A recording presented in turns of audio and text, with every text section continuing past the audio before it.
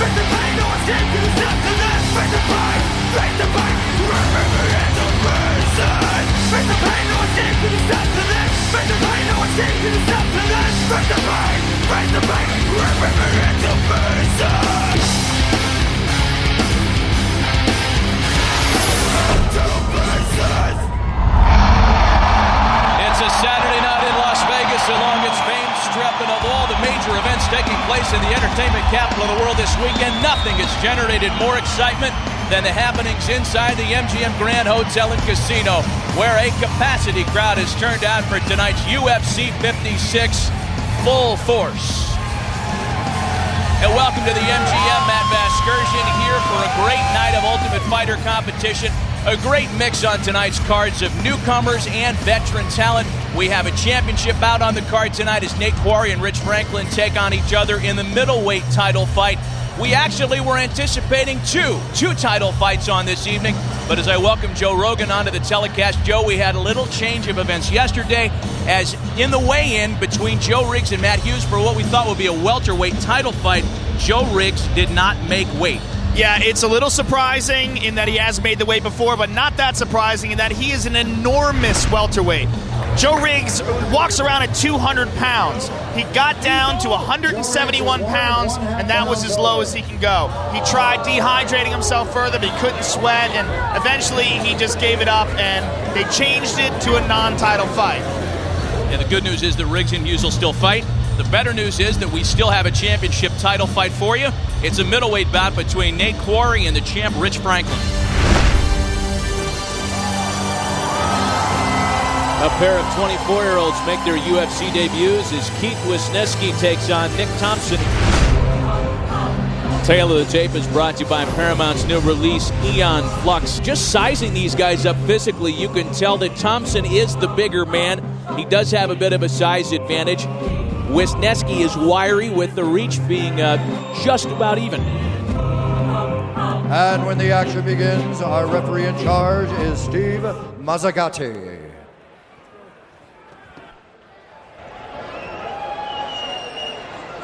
All right, Joe, a couple of guys who are really testament to UFC's developmental system, if you will. These guys have been around the smaller circuits for a while, and this is their crack at the big stage. Yeah, absolutely, and they're coming in not green at all. These guys are mixed martial arts veterans. Both of them have over 20 fights. Should be very exciting. Thompson again in the white trunks, Wisniewski in black, and we're underway in the first of 3 5-minute rounds. Exchange some strikes. Thompson gets in a knee. Good body shot by Thompson.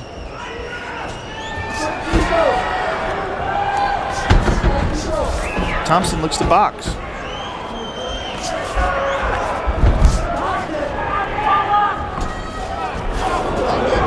Thompson's having some success on his feet. We don't know where these fighters prefer to be. We're not sure if one wants to grapple. We're not sure if they both want to keep it upright. The fans are getting a little impatient as Thompson goes in to wrap up Wisniewski.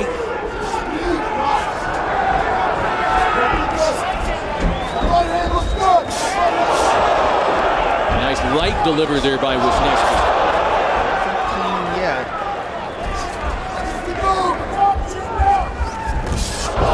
You know, we hear a lot about the UFC jitters, and again, a couple of guys making their UFC debuts, taking a while to feel each other out. Yeah, Thompson is, he looks like he's got good strikes, he's athletic, he's moving in, but he's keeping his head wide open. He doesn't have his hands up at all, and his head is up high. His chin isn't tucked, his shoulders aren't up high to protect his chin.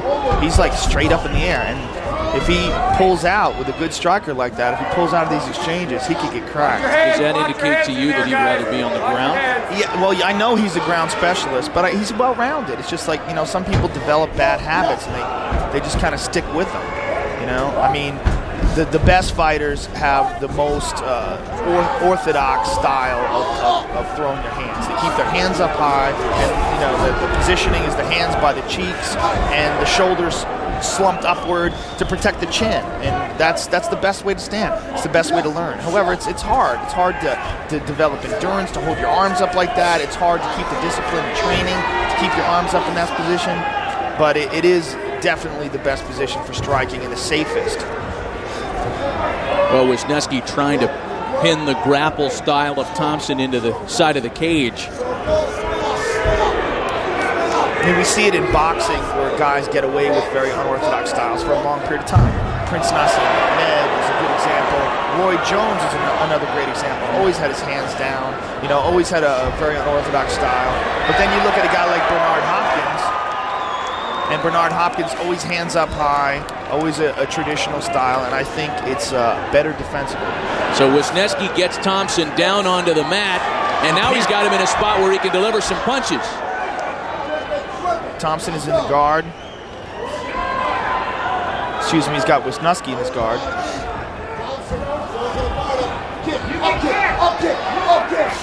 Wisniewski leaps in with a right. Watch your heads in there, guys. Watch your heads. Let's see what kind of guard Thompson has here. There was a lot of indecision there. You can kick off. You can up kick. You can up kick. It seems that Wisniewski is almost waiting for Thompson to make the move on his back. Yeah. Slam on. Let's go.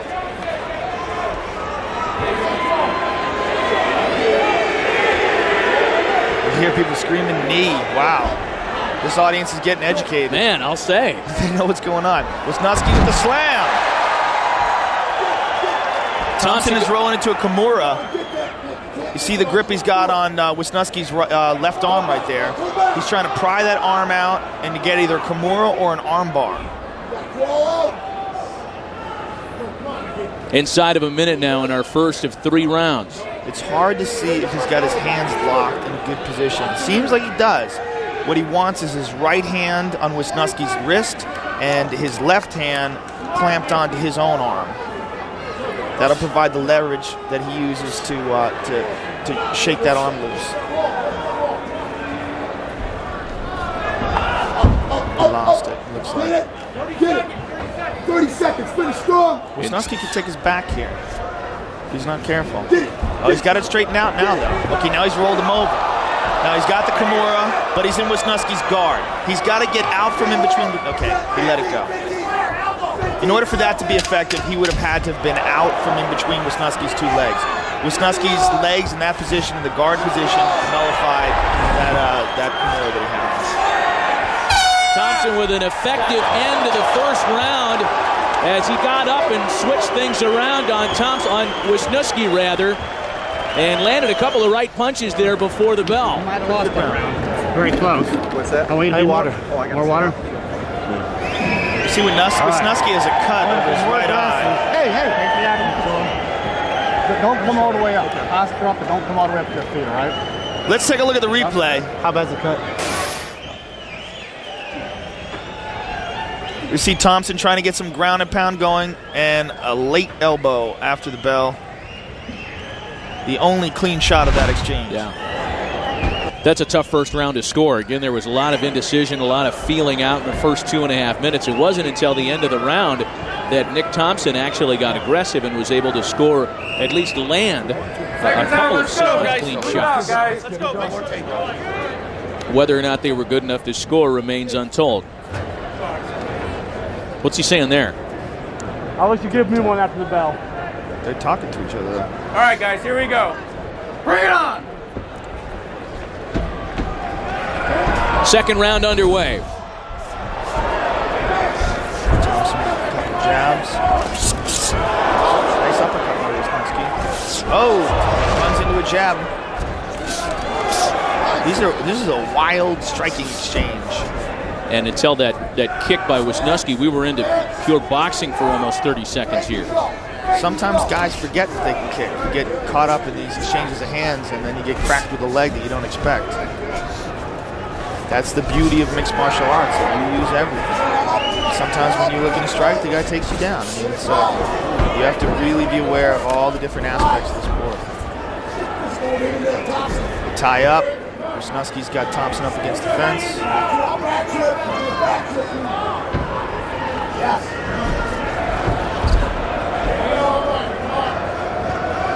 Wisniewski gets him to the ground. Nice, mounts him. Very nice. Bad position for Nick Thompson. You see he's pushing on Wisniewski's leg, and he manages to get a leg free and bring him to half guard. Well, Wisniewski's he's been able to take down Thompson, the bigger man, in each of the first 2 rounds, but really has been unable to do anything while on top of the larger fighter. He's got a guillotine. Wisniewski lost it there, and Thompson reversed him. Now Thompson is on top, and it looks like he's trying to work. Looks like he's trying to work a guillotine with his left hand. And this is where Nick Thompson's extra size has really paid off, because Wisniewski, again, has been unable to do anything when he's had his opponent on the ground. You know, but the same can be said for Thompson. Yeah, He's got a Kimura. He got a Kimura. This might be it. He's got it locked up. Nope. Good job by Wisniewski in rolling out of that. Oh, and he lands a clean shot to Thompson. Thompson again working for that Kimura. That must be his go-to move. He keeps pinning down Wisniewski's left arm. An elbow and a good right. And Wisniewski's trying to get out of there, starting to take a real beating here. And again, Thompson trying to pin him. You just sense that Nick Thompson is close to finishing this thing here. Yeah, he's definitely dominating at this point. Oh, that was a gut shot. Nice. Well, you're feeling those. Yeah, nice punches to the body by Nick Thompson.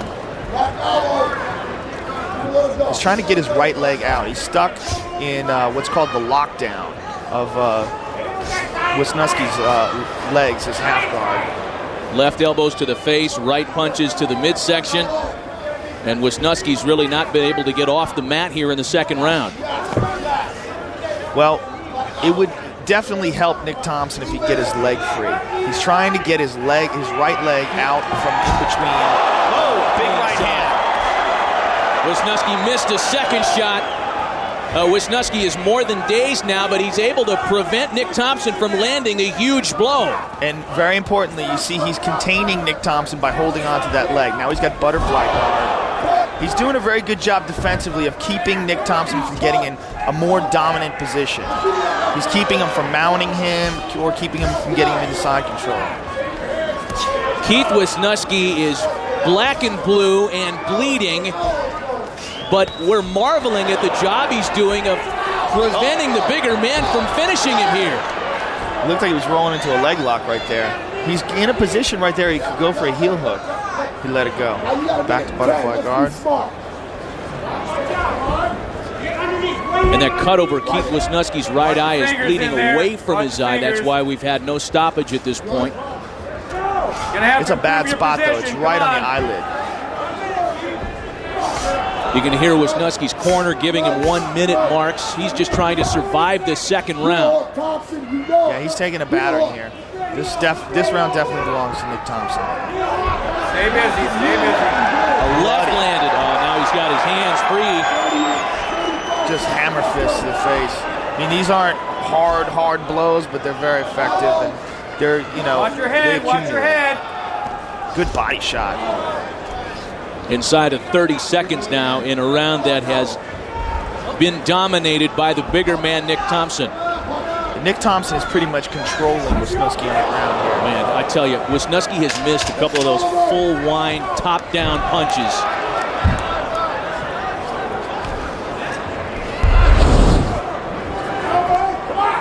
And at the bell, we'll take you into Nick Thompson's corner. That's the end of the second round.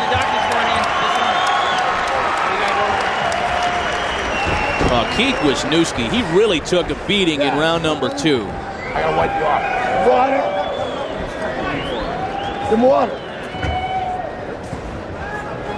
All right, let's take a look at the replay. Some action from round 2.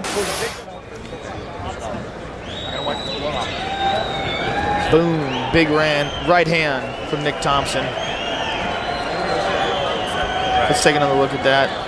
The most effective blow of the fight so far. Boy, what was just as effective were the misses. I mean, because Keith Wisniewski was 1 or 2 inches away on a couple of occasions from being right in front of those bigger shots, and that might have finished him in the second. Okay. Gotta fight your fight. Definitely looks like the momentum is in Nick Thompson's corner right now. Let's see if Wisniewski can do something to pull this out. So they have attended to the cut over the right eye of Keith Wisniewski. Third and final round underway. Keith looks very tired. He looks very tired here. He is wide open, too. Not a whole lot behind big roundhouse punches here to start the third. Oh, he got caught there with a right and a left to the chin. Wisniewski with a comeback. And an effective kick. Runs into a punch, though. Got to be careful here. Thompson's winging. Sock'em robots. Wisniewski's mouthpiece is hanging out. Nick Thompson's looking to take him to the ground. He's got a leg, and he's got him on his back. This has been all too familiar a position for Wisniewski. Again, this is the same spot, though. Wisniewski's doing a good job of keeping him in half guard, at least sort of containing or controlling a portion of Nick Thompson's body and keeping him from getting ultimate, perfect leverage to rain down big, heavy shots. If Nick can get into the mount position, this could be the end for Wisniewski. He looks very tired here. Make it work for you. Make it work.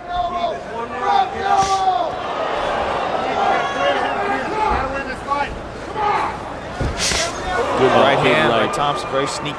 What does Thompson have to do to finish it here and prevent this from going the decision? Well, you know what? He could either get a submission, which he's working towards right now. He's got a hold of Kimura, but he's still trapped inside Wisniewski's legs. He's got to get his leg free and get out. Well, he can finish it from here. He might have it. That looks bad. Nope. Wisniewski rolls out of it. He doesn't have much left. If he can get his right leg out from in between Wisniewski's legs and mount him and then do that, I think he can finish the fight.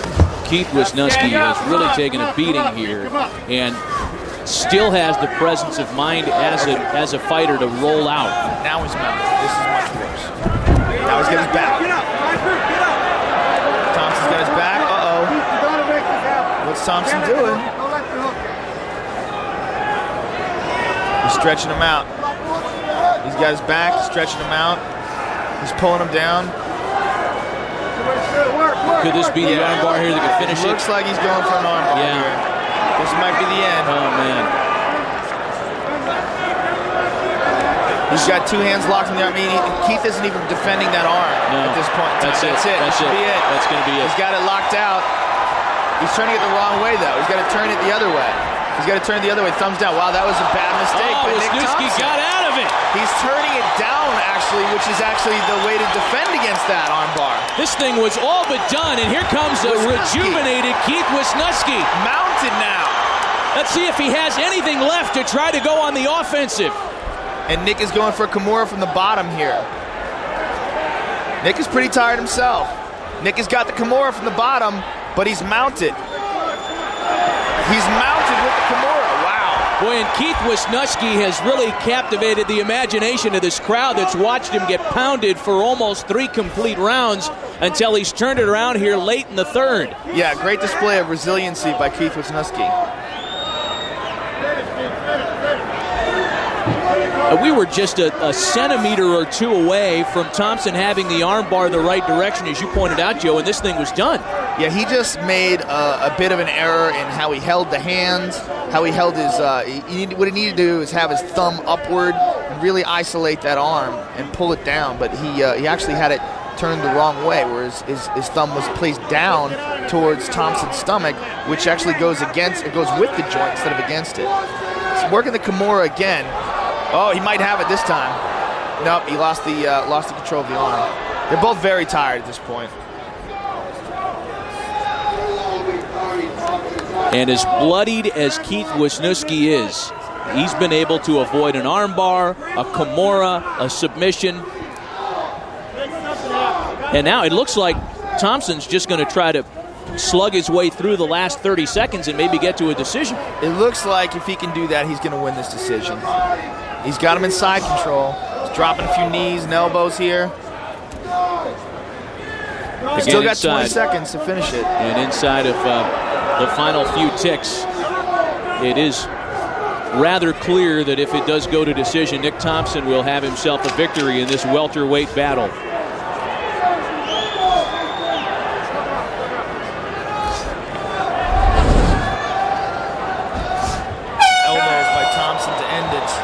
And that'll do it. And a nice round of applause as this UFC 56 crowd not only appreciating the effort by Nick Thompson, who controlled the fight, but by Keith Wisniewski, who withstood a number of facial problems, and then a couple of instances where it looked like this thing was done. Let's take a look at the replay. Let's take a look at that arm bar. You see him, he's got his hand where his palm is facing downward. And he lets it go here. He loses control with his legs. And Wisniewski rolls him.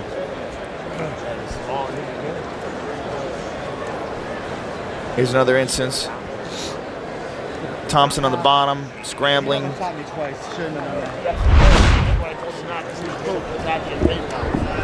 First one, they reversed me then. So the UFC debuts of Nick Thompson and Keith Wisniewski are official. Hi, Mom. I love you. As we wait for a decision, law school, my brother, my Nick dad. Thompson certainly thinks he's done what he has needed to do to win his first UFC contest. Again, this was the fighter with a 22-8 mixed martial arts record coming into this UFC battle. I'd really like to hang out with you. Not to be creepy, I just think we could be good friends. Keith Wisniewski gave him all he could take. You know, Nick Thompson told us before this fight that as these two have known one another for a while, Thompson felt like he was a better fighter in every aspect, except for maybe holding position. And for the decision, we send it back into Bruce Buffer. Right? You can at least hang out with me, though, right? Ladies and gentlemen, after 3 rounds of action, we go to the judges' scorecards for decision. All 3 judges scored this contest 30-27 for the winner by unanimous decision, Nick Thompson. Nick Thompson, a winner in unanimous decision. Molly, I love you. Contrasting styles on display next is striking specialist Thiago Alves takes on the ground and pounder making his UFC debut, Ansar Chilengov.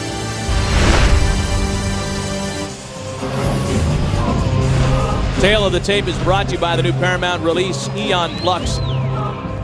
The Russian challenger, a little older in terms of reach and height. A little bit of a height advantage for Chilengov, but reach is almost a push.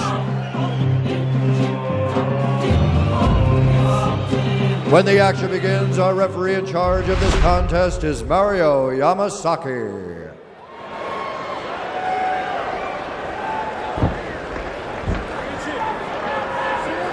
Almost a bit cliched. Cold War's over. Why does a Russian dude get booed everywhere?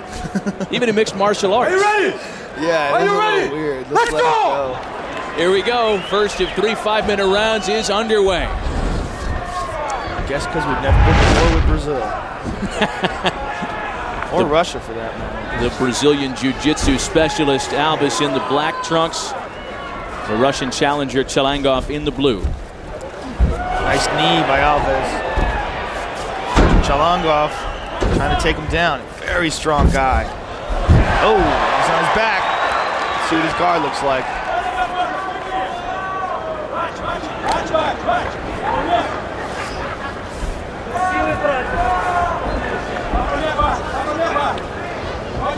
Oh, Chalangov trying to sweep. Oh, nice. Beautiful sweep by Chalangov. He's working his head. He's got a guillotine in his left arm. He's got Thiago's head trapped. How does Alves get out of that? Well, he's in a bad spot here, but he does have butterfly guard. He's got his legs in between Chalangov's legs, so he can kind of manipulate Chalangov's weight. You see him do that. He's lifting him up, moving him around, and that relieves pressure, and he's out. Chalangov's a very strong guy. Very strong guy. He might not be as cut up and defined as Alves, but every bit as strong. He's definitely a better grappler. He's going for a heel hook. He lost it, though. He was loose in the transition, and he rolled, and he slipped out of it. Now he's got to keep Thiago on his back, though. Oh. Thiago's on top now. And Chalangov's guard. Thiago trying to pass. He's got his right leg out. And what we're going to see probably is him try to put his right instep on top of Chalangov's left thigh and push up and get his left leg out from in between the two legs. See how Chalangov can defend from his back or even attack from his back. He misses an elbow there from Alves. Thiago has got to pass this guard here. There he goes. He's got it. That's what I was looking for. All right, now he's mounted. This is a bad spot for Chalangov. Thiago looks to drop some elbows and punches here. There he goes. It's a clean shot on the chin. Oh, Chalangov's rocked. That's it. That's it. Thiago the Pitbull. Bringing home the bacon. Boy, as you mentioned, Joe, once he passed Chalangov's guard and got up to the head, it was all done. Which is such an important thing to point out because so many fighters don't take the opportunity to pass and get into a more dominant position. When you're in a more dominant position, you have so much more control over your opponent, so many more options.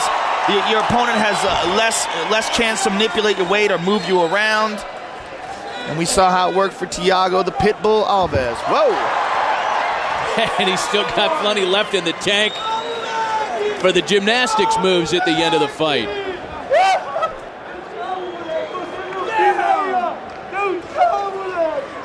All right, let's take a look at the replay here. This is the end of the fight.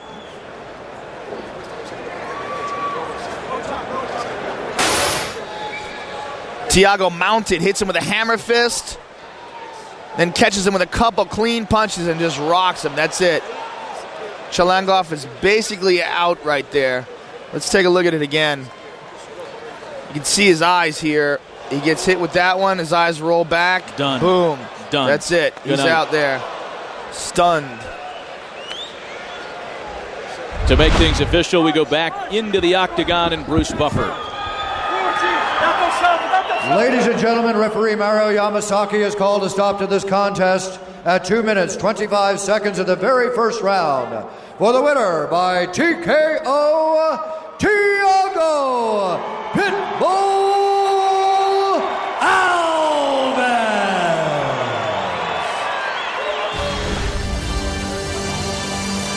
A light heavyweight matchup is next. As 25-year-old Sam Hoger battles 38-year-old UFC rookie Jeff Newton. As always, a tale of the tape brought to you by Paramount's new release, Eon Flux. The thing that jumps out at you, Joe, is the age factor here. The fact that Jeff Newton, though less experienced, is a lot older than Sam Hoger. And when the action begins, our referee in charge is Herb Dean.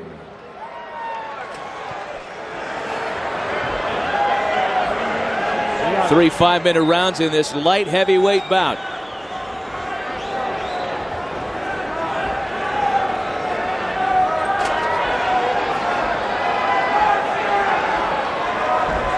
You ready to fight? Newton versus Hoger, and we are underway. So you see a different type of striking style with Jeff Newton. This is karate that works. That's the best way to describe his style.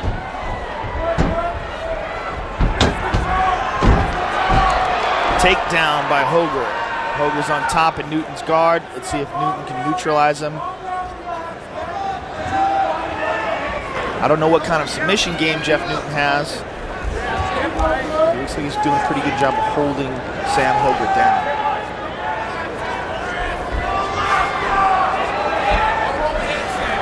There's not a lot about a point fighting background that's going to help you in this spot. No, I'm sure he's trained and cross-trained extensively, but no, this is not his best spot. But it looks like he's doing a good job in neutralizing Sam Hoger. Sam is left with pretty much just little body punches. Oh, he's effective in the guard. He's really keeping Hoger from putting any weight on him here. Well, one of the things about karate guys is they're very flexible and they have very strong legs. So if they learn good guard techniques, they have good tools to use them. Their legs are very strong and they have a good dexterity in their legs. Very effective so far has been the guard of 38-year-old Jeff Newton. Very effective defensively, but he hasn't offered anything threatening to Sam. The crowd is getting a little restless. And it looks like the referees. Jeff looks like he's going for a sweep. He's got a hold of Sam's leg. For a moment, it looked like they were going to stood up. He's going for an arm. He's got him. He's got it. He's got it. He's got the arm. He's got it good. He's got his legs locked. All he's got to do is straighten. Oh, good job by Sam Hoger getting his leg into the mix. But if he can straighten out that arm, he can still tap him. He's still got it. Looking for leverage. He kicked the leg out of the way. Oh, he let it go. Oh, Sam Hoger just muscled his way out of that arm bar. But it shows that Jeff Newton will threaten with submissions. That was pretty close.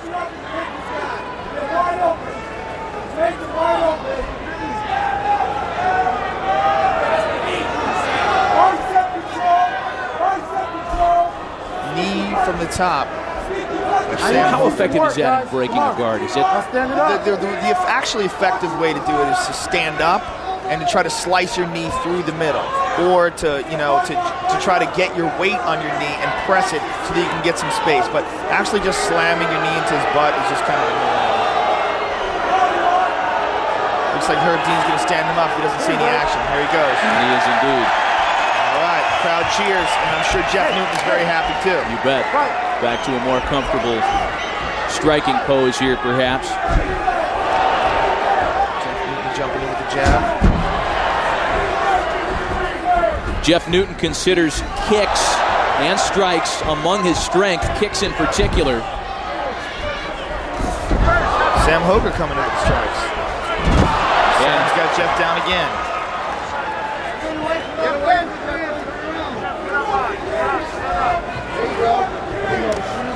Back again in Jeff Newton's guard. Sam is trying to pass here, and he's got it in half guard now. He's passed to half guard.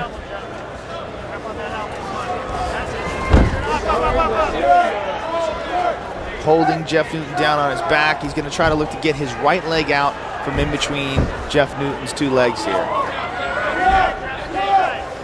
Or he might just try to land some punches right here. Well, as successful as Hoger's been in dropping Newton twice, he's been unable to do much while he's got Newton on his back. In fact, it was Newton who almost finished an armbar earlier in this first round.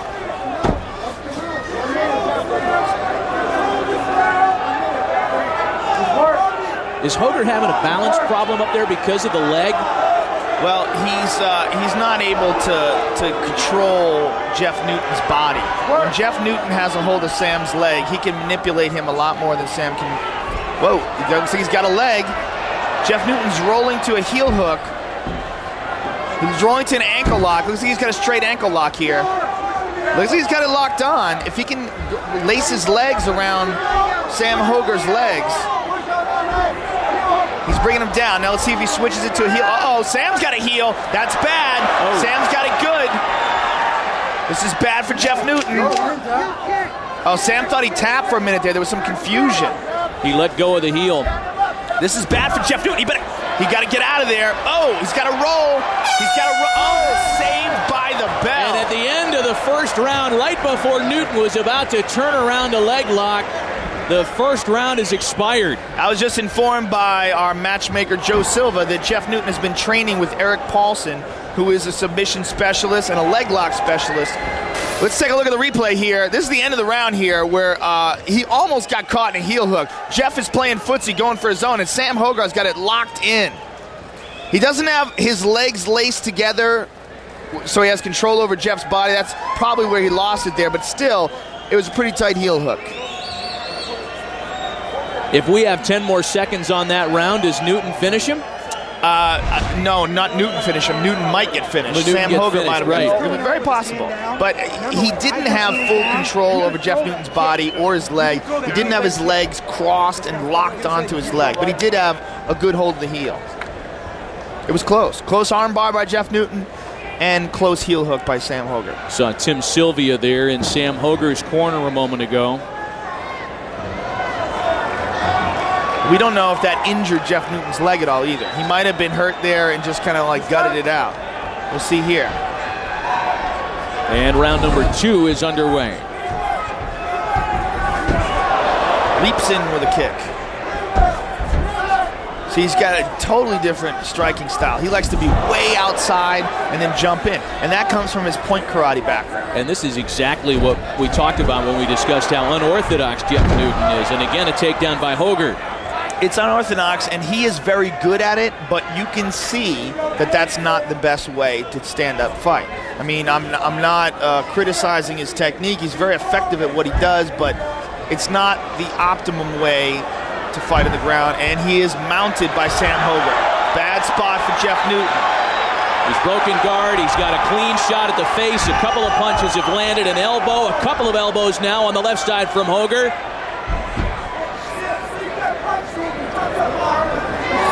So far, Sam Hogarth has done a really good job of neutralizing the strengths of Jeff Newton and imposing his own. If you're Newton and you're on your back, you've had your guard broken, what's your best way to get out of this thing? Well, what he's got to do, right there, bang, wow. Very nice, very nice. What he did was he locked his legs around him and he pinned him down, but now he's playing footsies with him again.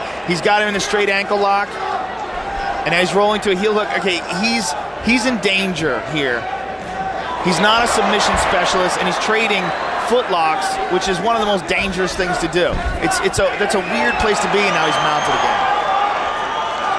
Good job of controlling the action by Sam Hogarth.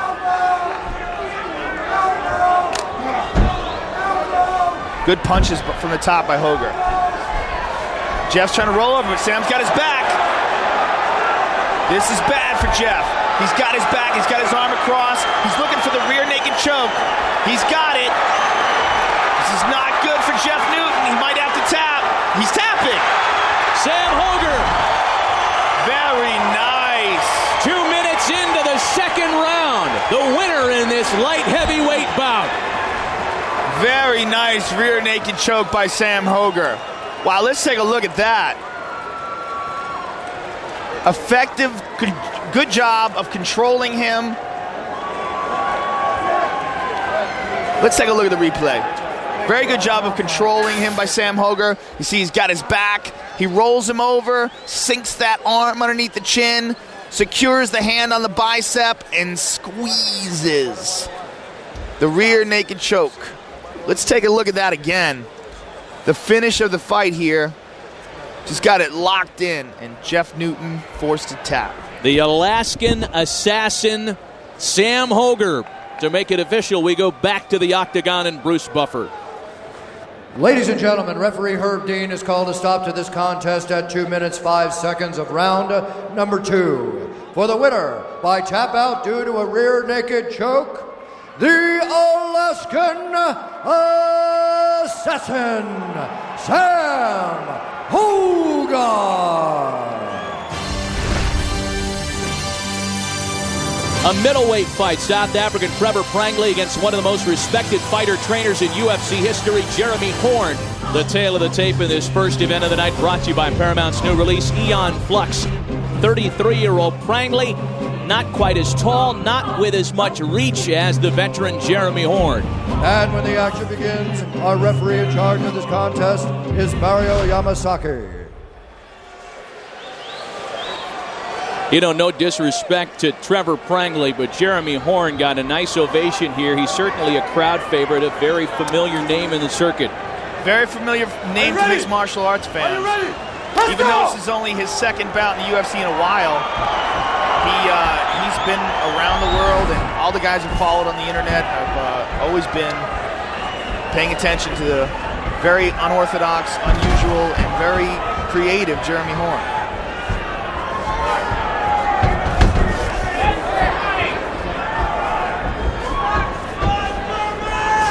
Underway in our first of 3 5-minute rounds in this welterweight bout.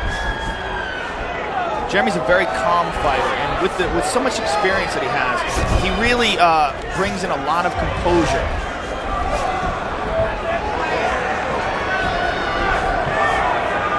And as we said before, this is his debut at 185 pounds.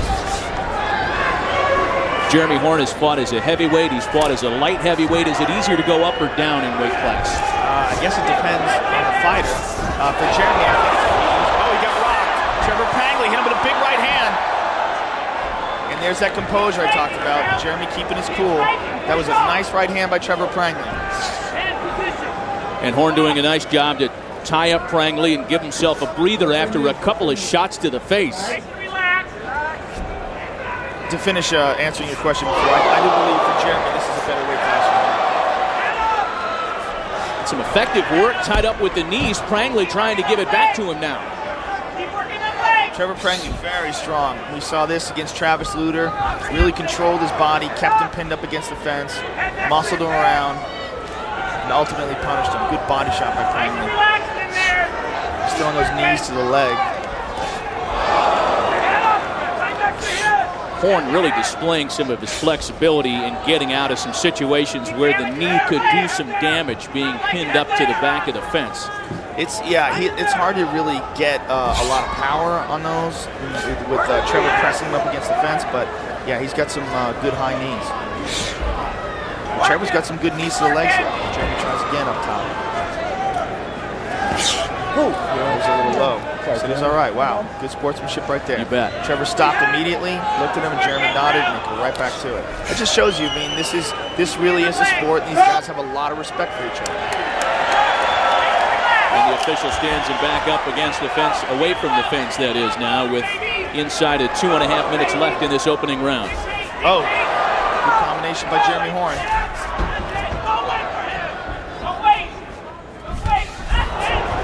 Good leg kick. Prangley with some quick strikes. Takedown by Prangley. Jeremy Horn's got him in guard. Guillotine. Wow.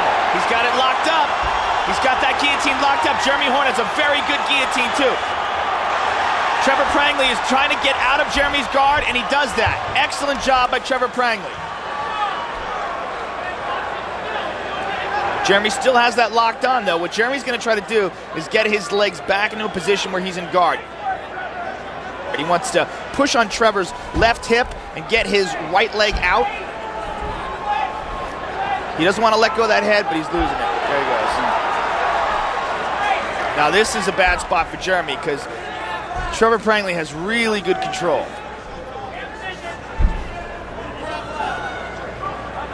Jeremy's hanging on to him, though. Jeremy's got a very good guard.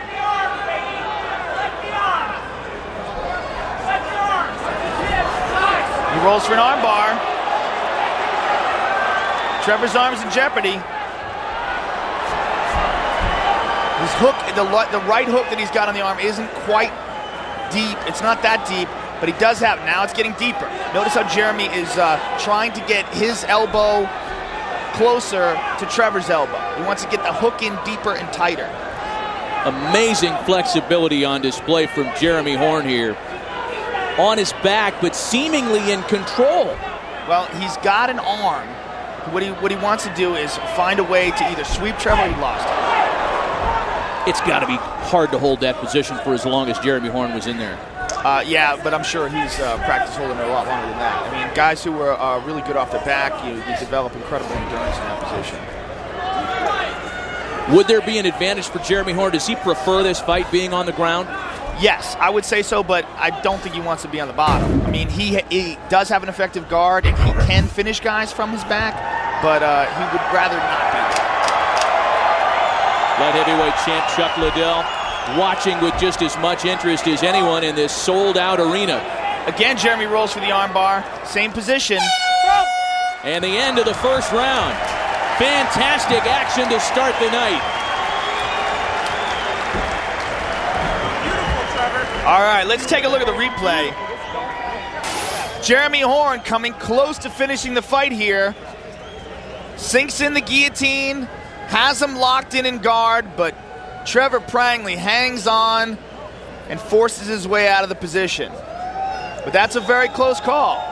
That's tight.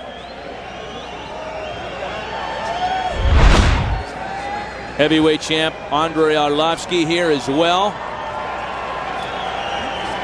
Two of the many notables that are here at the MGM this weekend. That's our round. 2 more, baby. Nice round. We talked about the first round from Jeremy Horn's perspective. What would Trevor Prangley like to do here in round number 2? I think Trevor Prangley, even though Jeremy threatened him with arm bars a couple of times, I think Trevor would like to keep Jeremy on his back. Are you ready? Keep him on his back and keep him pressed up against the cage if that's possible. But he's been pretty effective on his feet too. Round number 2 underway. Good right hand by Jeremy Horn. Good knee by Trevor Prangley's throwing some bomb. Nice knee by Horn from a very unorthodox position. Very awkward spot there, and he just reaches up with the knee. Trevor Prangley told us before the fight that while not in awe of Jeremy Horn, there's a lot of respect here. He was quick to credit Jeremy Horn as being one of the best fighters of our generation. And he definitely is that. Good body shots inside by Jeremy. Nice knee to the body there. He's very well-rounded, Jeremy Horn is. He's excellent at striking, excellent on the ground, excellent in the clinch. I mean, he's just a real complete mixed martial arts fighter. Nice knee inside by Jeremy. A 2-0 record for Prangley in the UFC, a mixed martial arts record of 11-2. Nothing is compared to Jeremy Horn's MMA record, 85 career victories in over 100 professional MMA bouts. That's pretty impressive. Jeremy's really roughing him up with these elbows and knees. Trevor's responding, but Jeremy's getting the better of these exchanges. Oh, tried a kick from 2 inches away. He is unafraid for that unorthodox kick, is Horn. Trevor's got a hold of a leg, and Jeremy's on his back. Now, Trevor's going to try to look to pass here. He wants to get out of Jeremy's guard. He looks a little tired. He might just be waiting it out here, trying to regroup. See Horn trying to get the head up for an elbow land from his back. Prangley doing his best to pass that guard. Jeremy looks like he's trying to lock a hold of an arm again. I'm sure preparing for this fight, he must have anticipated that he was going to be on his back a lot. Welterweight Diego Sanchez, a winner at the Ultimate Fighter 2. Mixed reaction from the crowd. He says, "Hi, Mom." Very impressive victory over Nick Diaz in his last fight. And the ref stands him up. Go! Mario Yamasaki doing a good job of keeping the action moving.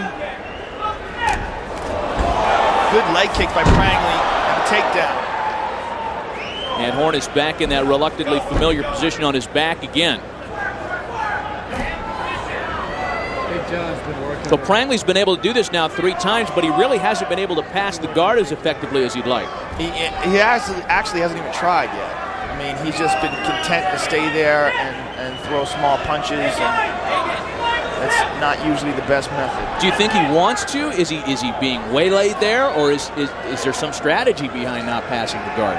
There's no strategy in not passing the guard. You're definitely better off getting into a dominant position, but he's right there, and he figures, you know what, I can punch him, and people have won from inside the guard. They have knocked guys out from inside the guard, they've stunned them and hurt them, and eventually finished them from inside the guard.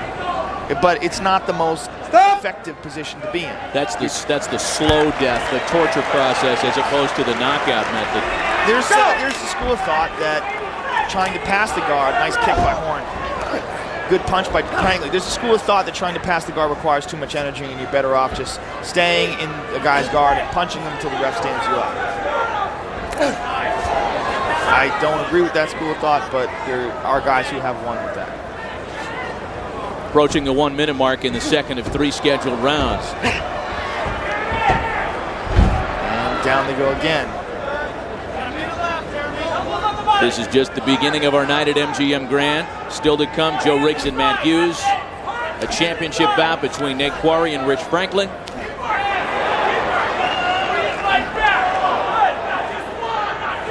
Elbows from Trevor Franklin. And a good shot at Jeremy Horn, a little cut up as he's been on his back for most of this fight. Trevor looks like he just wants to stack him and just keep dropping these elbows down. He's not making any attempt whatsoever to get into a more dominant position. He's content to stay in the guard and try to dish out his punishment from here.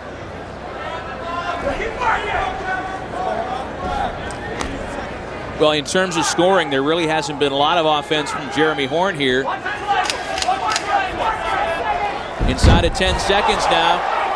Horn gets it back to his feet, and Franklin goes to boxing. Nice knee by Jeremy Horn. The end of the second round. Much like round number 1, fantastic action. The Fall Guys in the house. Yeah. With the Broncos cap going. With a hot one. Very nicely made. Do that for me. This is Trevor, I'm asking you a question. Can you do it for me? Okay, I need you to do the same thing. You can't let him get off first. Okay, go, Trevor. You did beautiful that fight, but I need more of that. Trevor. Confidence, confidence. Lost the second round in there. Keep going. Jeremy Horn very aware. Believes he wants the second round. You have to take this fight right now. Get some Vaseline on my left eye. Well, yeah, keep breathing deep. There's no reason you can't take him down. Keep going to shoot elbows. Don't give up the takedown. You're going to knock the out. Finish this guy. As we mentioned, coming up later tonight, Matt Hughes and Joe Riggs. What was thought to be a title fight until Riggs failed to make weight yesterday. Both fighters will continue despite the fact that it is not a title bout. That's going to be a fantastic welterweight matchup coming up a little bit later on tonight. I'm just happy they're fighting. Are you ready? Are you ready? When I heard he didn't make weight, I was like, oh no, what are they going to do? But the show will go on.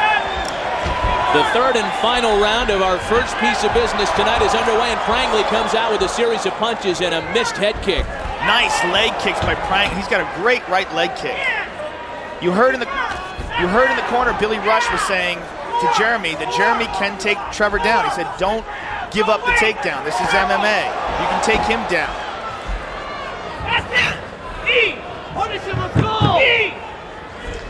Trevor's so hard to control. Jeremy's going for the takedown here. Taking his advice. Trevor's very good at scrambling to his feet. Well, it looked like Franklin had him set up for a right punch. Yeah, it looks like Franklin might be playing possum or he might be tired. He could be he's taking some shots. Oh, now he gets Horn back down on his back. It looked like possum to me. His eyes looked wide awake. You called that. It looked like he was leaning back and breathing heavy, but his eyes were wide awake.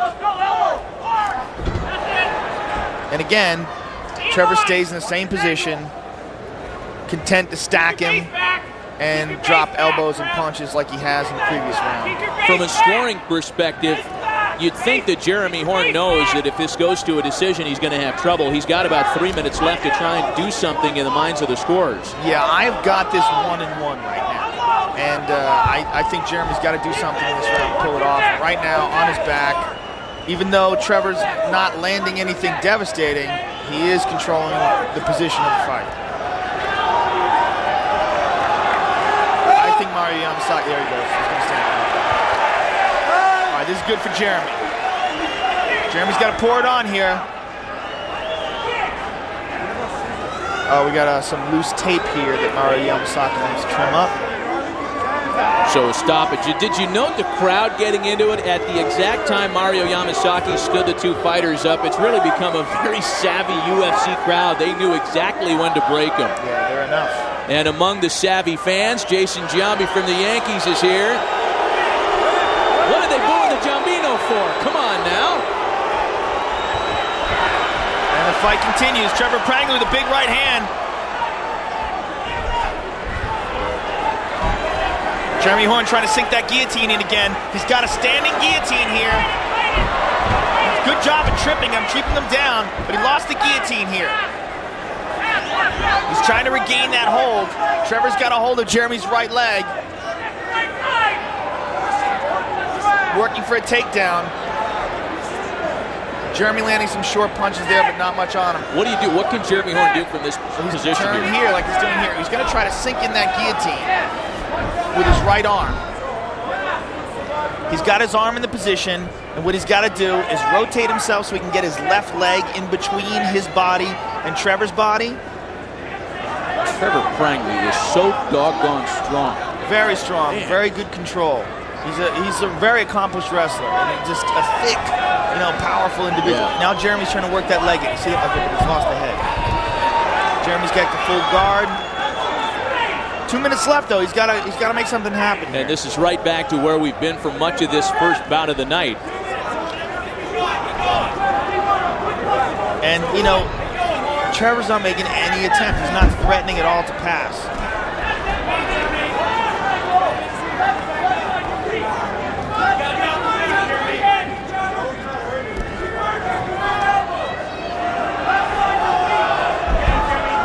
Mario Yamasaki's going to stand him up again unless something happens here. Trevor is just not being effective in the guard. And you'd guess that would certainly be advantageous for Jeremy Horn to get back up on his feet again.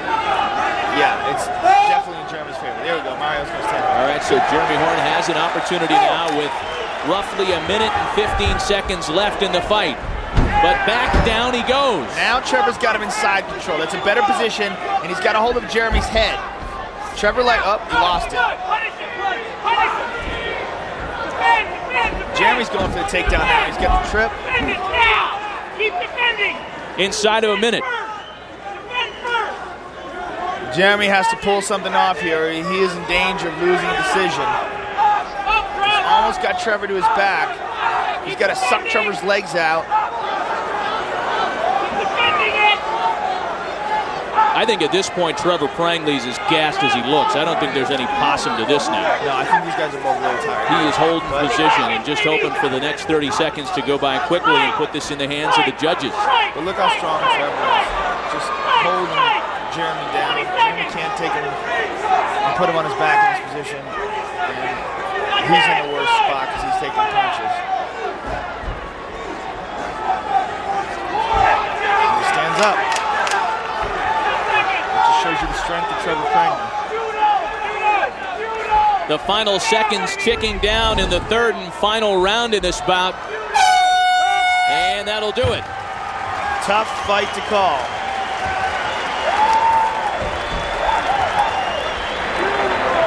Well, this welterweight bout, our first piece of business tonight, will be in the hands of the judges.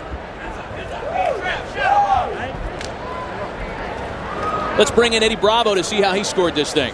Well, it was a really close fight, hard one to call. That first round I gave it to Jeremy Horn, although it could have went either way. Trevor Prangley landed a big right hand early in the first round, but Jeremy Horn almost had a guillotine, went for 2 arm bars, was more aggressive, and obviously wasn't really that hurt from that right hand. So I gave him the first round. Second round, I gave him the second round again. Although Trevor Prangley had a couple good takedowns, he really didn't do anything. Didn't try to pass the guard, really didn't have any effective striking. So I gave both first 2 rounds to Jeremy Horn. The last round, Trevor Prangley, I gave it to him. He got some takedowns, was a little busier, but I gave it to him mainly because Jeremy Horn really didn't do that much in the third round. 29-28, Jeremy Horn. Let's see if the judges agree. Randy Couture is here, one of the most popular figures in the history of the UFC, of course. And it really gets loud for the former light heavyweight champ.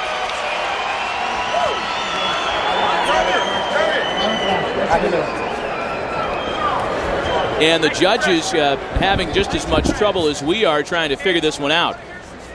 And let's go to Bruce Buffer for the decision. Ladies and gentlemen, after 3 rounds of action, we go to the judges' scorecards for decision. All 3 judges scored this contest 29-28 for the winner by unanimous decision, Jeremy Horn. We move on to the welterweight division. Canada's George St. Pierre 10-1 against the 33-1-1 record of Sean Shirk. Tail of the tape brought to you by the new Paramount release Eon Flux. Take particular note to the reach disadvantage of Sean Shirk. It's a disadvantage standing up, but Shirk is really able to use the shorter arms to his advantage when this fight goes to the ground. When the action begins, our referee in charge of the octagon is Herb Dean. Well, Joe, this is not a title fight, but there isn't a title fight that you could think of that would be a better matchup than St. Pierre versus Shirk. This is one of the fights that I was looking most forward to tonight. This is, yeah, absolutely. This easily could be a title fight. These guys right now are in their prime, and they are at the top of the division. And the welterweights are underway.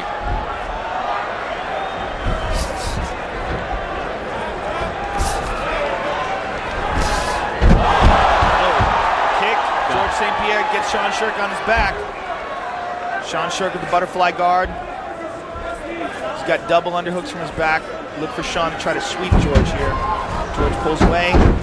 Shirk is unbelievably quick. Quick to shoot, as you mentioned, and quick to escape. Nice leg kick by Sean. When this fight on its feet is a definite disadvantage to Sean Shirk. You can see the reach advantage. Yeah, and George St. Pierre is an excellent striker. Again, he trains with David Loiseau, who is one of the premier strikers in the 185-pound division. And George St. Pierre is also an enormous 170-pound fighter.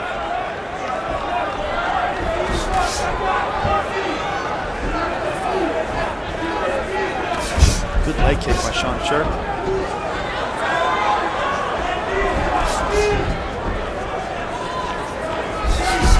Pierre trying to strike quickly and back away to utilize the reach advantage. There's the shooting technique of Shirk. Very good takedown defense by George St. Pierre, though. Very nice. Forcing Sean Shirk to stand on his feet. Exchange leg kicks. Sean eats a jab. And George goes to take Sean down.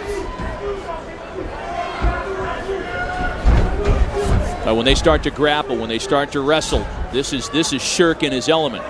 It is Shirk in his element, but however, this is also George St. Pierre's element. He's no slouch in any faction of fighting.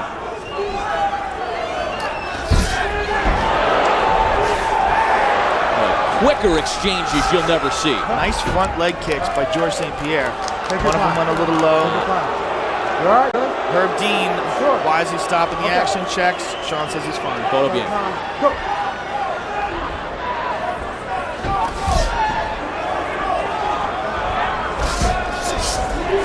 Sean staying in the pocket, throwing punches.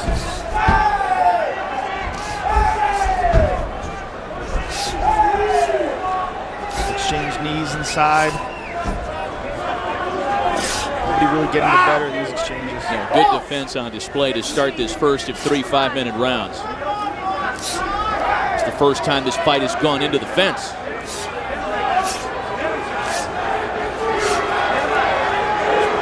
Again, when they're wrapped up like this, Shirk has an easier time getting leverage behind his punches with the shorter arms. He has a little bit of an advantage in that when they're in tight. Nice inside leg kick. But again, nice high kick by George St. Pierre.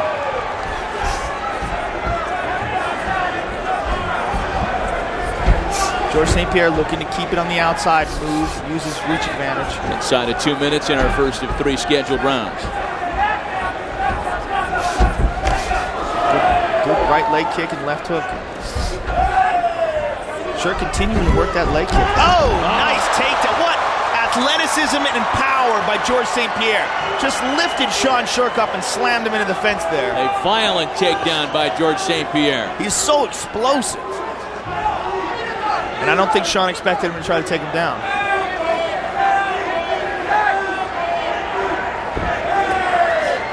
Boy, and the fact that it was St. Pierre that took Shirk down. A total role reversal here.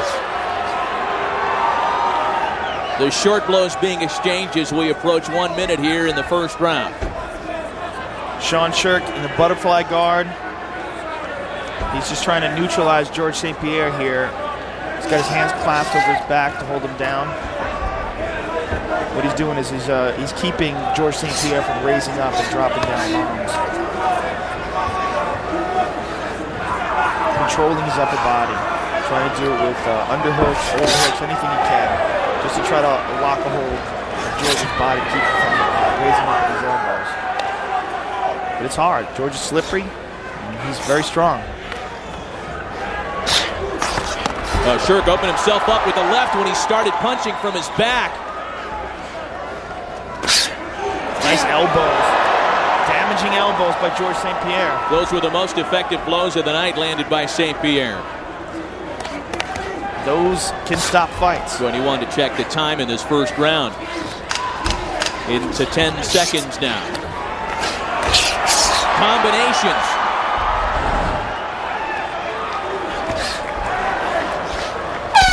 Boy, and not what you would have drawn up for the first round of this fight. St. Pierre getting the wrestler on his back and doing some damage with Shirk on the ground. All right, let's take a look at the replay. Some action from the first round. First of all, let's look at the takedown defense of George St. Pierre. I mean, beautiful sprawl.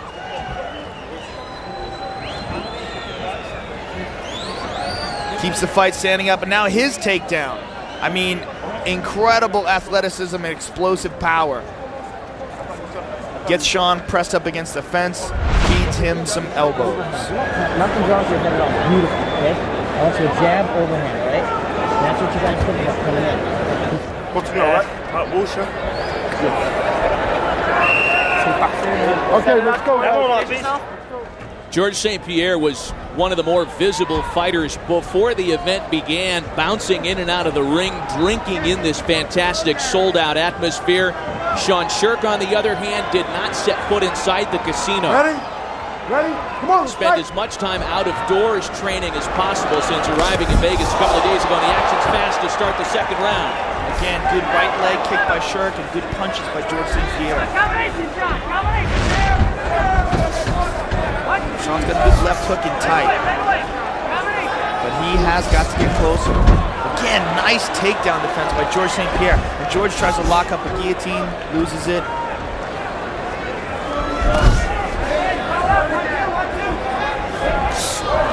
Good high left leg kick. Yeah, he's got that good, nice front leg switch kick.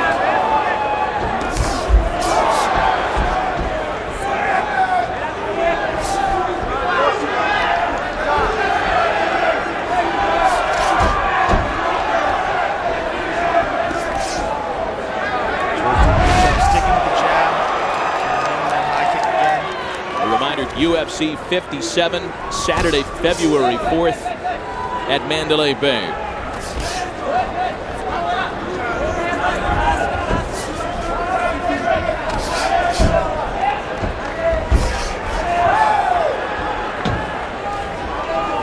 And St. Pierre again effective in short combination bursts.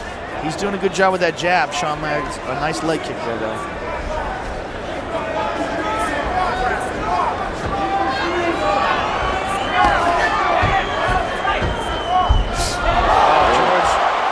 Back kick, a la his teammate David Loazo, used that kick to stop Charles McCarthy. Oh, looked like a slip there. Good punches by St. Pierre. Again, this not what we expected. This fight upright, and seemingly to Pierre's advantage, and he's the one that strikes and takes down Sean Shirk. Sean Shirk just seems to be surprised every time St. Pierre takes him down. He looks a little tired, too. Again, he's been out of action for a while. He has had a fight since his last UFC appearance. He's had many fights, but he's been basically inactive for about a year. He had one fight recently, but it was an easy fight, and that doesn't prepare you for the kind of war that you're going to get when you fight a guy like George St. Pierre. Meanwhile, George St. Pierre has fought tough guys like Jay Heron, and look at this. exchange from the bottom. Boy, St. Pierre with an effective combination of fists and elbows. Sean Sherk looks to be in pain. His nose might be broken there. He had a look of severe pain on his face. He's in danger of being stopped here. Referee Herb Dean taking a very close look at him. He's covering up. That's it. He stopped it. Wow. I believe Sean Sherk has a broken nose. His nose is a bloody mess. At 2:51 in the second round, Sean Sherk could not withstand an assault of elbows and fists by George St. Pierre, who is the winner in this welterweight bout. One of those strikes, I don't know if it was an elbow or a fist. We'll have to check in the replay, but you can see the pained look on Sean Sherk's face. I was surprised that fight went as long as it did. Let's take a look. A fine job by the official, Herb Dean, to get in there and prevent Sean Sherk from really getting hurt. Yeah, excellent job. There's the elbow right there that did all the damage. You see bet. Sean turn away. Yeah, that was it. He's in some serious pain there. No, that was exactly the shot, Joe. You bet. That's the one that really did the damage to Sherk. Let's get a look at that again. Here's the end of the fight. The blood is just pouring out of his face there. That's a mess. Let's take a look at the big elbow that started it all off one more time. Here it is, right here. Boom, bang.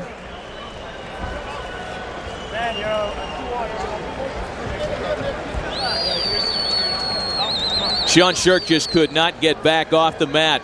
And to make it official, we send it into Bruce Buffer. Ladies and gentlemen, referee Herb Dean is called to stop to this contest at 2 minutes 53 seconds of the second round. For the winner by TKO, George Rush St.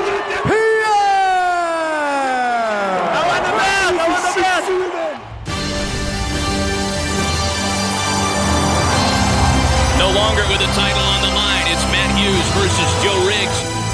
Tail of the tape brought to you by Paramount's new release, Eon Flux. You're familiar with all the numbers on Matt Hughes. Riggs, 23 years, the junior to the reigning champ. And without the reach, but with a little bit of size. I don't know, with guys like this, you tend to throw all the numbers right out the window. When the action begins, our referee in charge of this contest is Big John McCarthy. All right, gentlemen, you got your instructions in your dressing room. Do I have any questions from Joe? Any questions from Matt? Touch gloves, get back to your corners, fight clean, fight hard, fight fair. Let's go. I mean, this is every bit as emotional and energetic as it was if the title was hanging in the balance. The only thing that's going to suck is if this goes to 3 rounds and it's close. And they go to a decision and go, man, what would have been like for the 4th and 5th? Boy, certainly no lack of enthusiasm in the stands. You ready? Matt Hughes, as per usual, gets a huge ovation. It's a 3-rounder, as Joe points out. And we are underway. Joe Riggs stands in the southpaw position.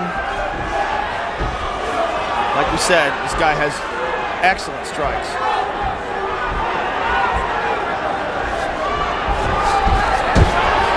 Good right hook inside by Joe. Knee and avoids the takedown. The longer he can keep this fight on the feet, the better it is for Joe Riggs.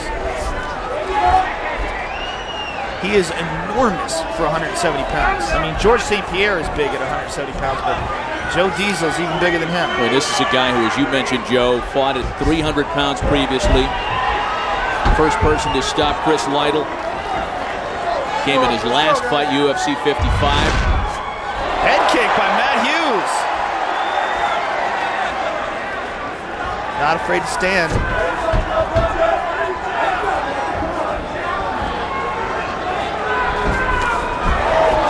Riggs returns with a head kick that was blocked away nicely by the champ. And there is another question. The big question is, how much did losing all that water weight take out of Joe Riggs? Big body kick by Matt Hughes, and he backs away. But sounded back. Got a hold of the leg. And the quick strike by the champ. Back. Nice takedown by Matt Hughes. He's in Joe Riggs' butterfly guard. Switches it to half guard.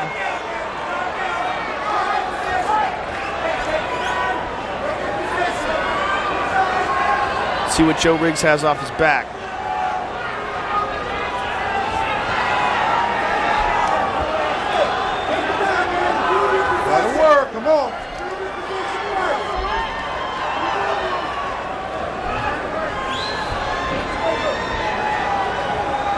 Matt looks like he's pressing and looking to pass.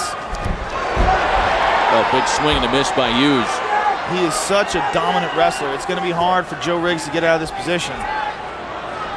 And Matt Hughes loves to feed people elbows from here.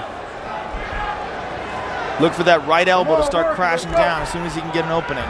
Remember, in Hughes' last UFC fight, UFC 52, back in April, he had to come back against Frank Trigg, who had him in trouble early. He was going for a Kimura there. But he is caught in Joe Riggs' half guard. He's going to try to have to try to escape his left leg from in between Joe's two legs. That's what's helping Joe defensively control Matt's body.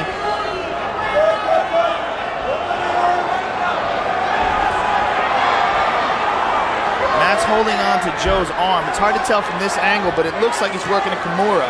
He's got his hands locked up. This is not good for Joe Riggs. Joe is in deep trouble here. He can finish this even though he's in Joe's half guard. He can still finish this. He's got a lot of pressure on Joe's elbow here.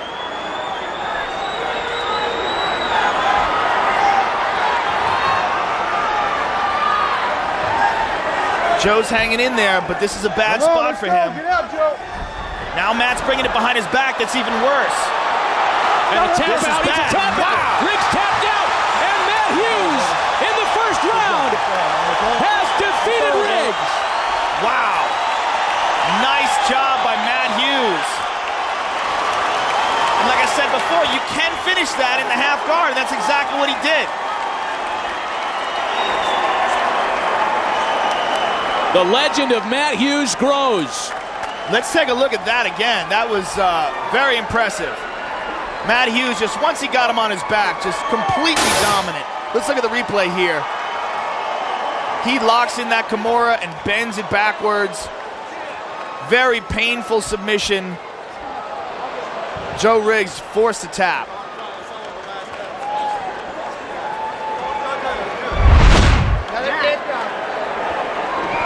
So the champ, in impressive fashion, has defeated Joe Riggs. What are you sorry for?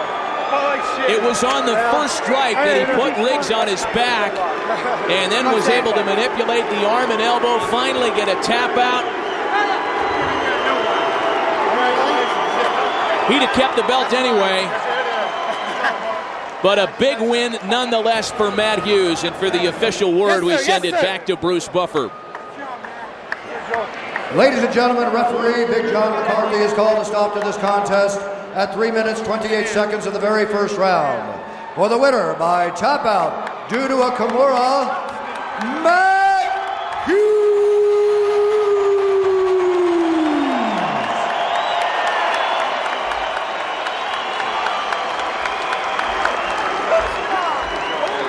Matt Hughes with an impressive victory after the controversy yesterday with Riggs not making weight. Hughes with a big win tonight. He's standing by with Joe Rogan. Congratulations, Matt. Does this disappoint you at all that this wasn't a title bout? No, it doesn't. Sure, I would like to keep my defenses running and this and that, but at the end of the day, it's me and another guy in this octagon, and here it happened tonight. Now, you went through a lot of hiccups in preparation for this fight. First, Carl Parisian pulled out. Then Joe Riggs comes in, and then Joe Riggs came and couldn't make the weight. How much did that affect you? Did it at all? No, I cleared that from my mind. Like I said before, the only thing I keep thinking is I'm going to go out and win a new title. I'm not out defending. And number two, hey, it's me and another guy in this octagon. Does it matter who it is? No. All right, let's take a look at the big screen and talk us through the finish. Talk us through the submission. Well, it's a far side Kimura, and I love it. It's kind of my bread and butter. So I knew when I had it locked up that I could take his arm and kind of get his power away from him. And you get that all the time, even in half guard? Yes, that's like I said, it's my favorite. Let's take a look at one more time. Yeah, I think he did give it kind of a scream out, so I knew he was somewhat hurt, but that's the way it goes. Now, with the recent return of BJ Penn into this division and the fantastic performance of George St. Pierre, give us your thoughts on the challenges for your title. Well, before BJ was here, there's guys all over that can challenge me. I mean, the UFC has the most depth in the welterweight division that I can even think. I mean, there's no other organization that has the depth in the welterweight division the UFC has. So there's guys all over that can challenge me. But you are the champion, and congratulations on another excellent victory tonight. Matt Hughes, ladies and gentlemen. A pair of upcoming UFC warriors are featured in our next battle. Brazilian Gabriel Napao Gonzaga takes on 35-year-old grappling specialist Kevin Jordan. Tale of the tape brought to you by the new Paramount release Eon Flux. And what we learn about these two newer fighters to the UFC is that they match up fairly evenly in terms of reach. Gabriel Gonzaga, 9 years the junior of American-born Kevin Jordan. And when the action begins, our referee in charge of the octagon is Herb Dean. You know, Kevin Jordan told us before the fight that he kind of puts Gabriel Gonzaga on being a ground fighter, so he'd really been spending much of his preparation for tonight looking forward to that kind of fight. Come on, let's do it. And we are underway. Touch gloves and shine of respect. Oh, big right hand by Kevin Jordan. Gabriel might got caught there cold. Good takedown by Gabriel. Kevin Jordan has him in half guard. Gabriel's on top, looking to pass. And he does. Very nice. He's got a head and arm choke. He's got an arm triangle on that side if he can cinch it up. You see what Kevin Jordan's doing with his arms there. He's got his arms wrapped under his leg to keep Gabriel from extending Kevin's left arm straight. If he gets his left arm straight above his head, then he can cinch in that arm triangle. What Gabriel's trying to do now is somehow or another force that arm up, and good job defending it by Kevin Jordan. Gabriel's trying to get him to loosen up. He wants to get that left arm free. If he can get that left arm free, he can get it up higher and press it up, and from there he can attach it right there. That's what he's trying to do. He's going to try to get his left hand, and now he's mounted. All right, let go of the arm triangle. It looked like he wanted to just get onto his knees for more punching leverage there. He gave up on the arm triangle. Yeah, he might have got a little frustrated with that position and decided to just punch him and force him to move to make a new opening.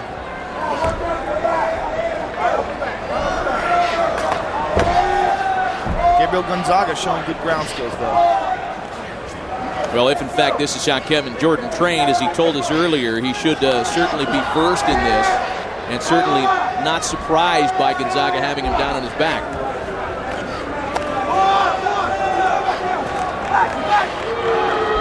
A couple of big, strong heavyweights here. Kevin Jordan taking some punishment. He's pressed up against the fence, which is always a bad spot. A lot of people refer to the fence as the third opponent. A reminder, the Ultimate Fighter 1 DVD is on sale now at all major retail outlets.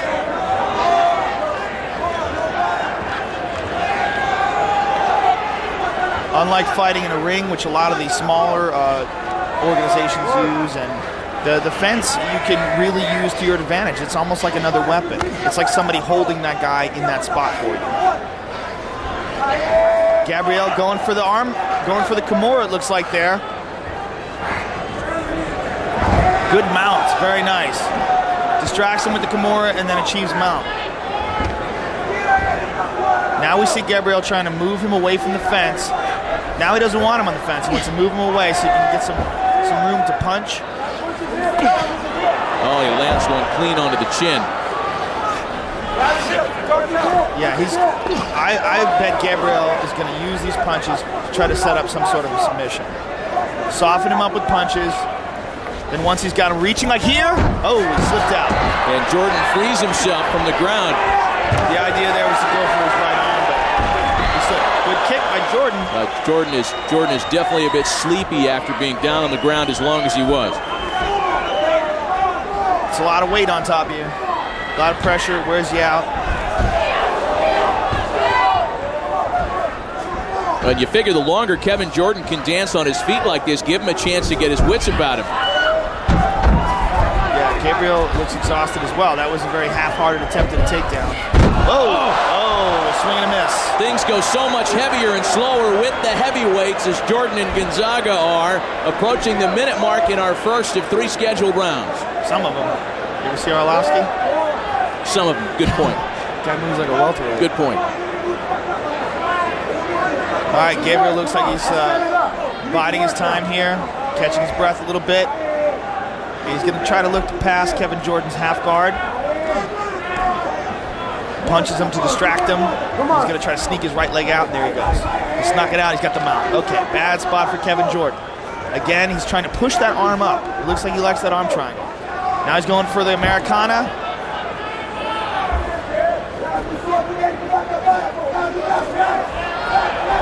On a lot of swings and misses there. That was kind of a punch-drunk series. I think both of these guys are waiting for the end of the first round. And I don't know if Herb Dean's going to bother standing him up here inside of 15 seconds. Well, they'll stand themselves up. Well, nothing doing here. What the deuce?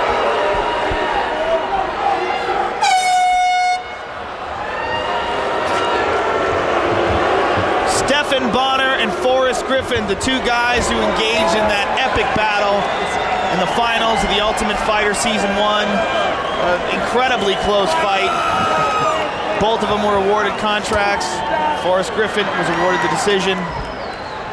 2 guys with an excellent future in the UFC. Well, we remind you, great UFC action coming up next. A title belt on the line as Rich Franklin tries to defend against the heavy hands of Nate Quarry.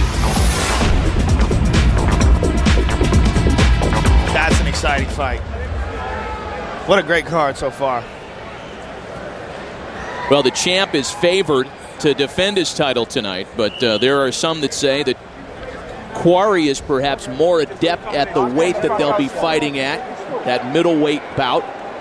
Well, Rich Franklin came in actually light in this fight. He came in 183 pounds, and he has been much more comfortable in making that 185-pound division than he was when he first did it against Jorge Rivera. His first fight at 185, he looked gaunt, drawn out, but since then he's looked very hydrated and very full and enormous for 185 pounds. I mean, he's walking around well over 200 pounds and making that cut. And that middleweight championship bout is coming up next. Second round, Jordan v. Gonzaga underway here. How do you have that first round scored, Joe? You got to give it to Gonzaga, excuse me, because he almost finished it a couple of times. He controlled the action on the ground, and it definitely wasn't where Kevin Jordan wanted to be. However, he looks very tired here. His mouth is wide open, and unless Kevin Jordan makes a big swing and a miss, I don't know if he has the energy to take him down.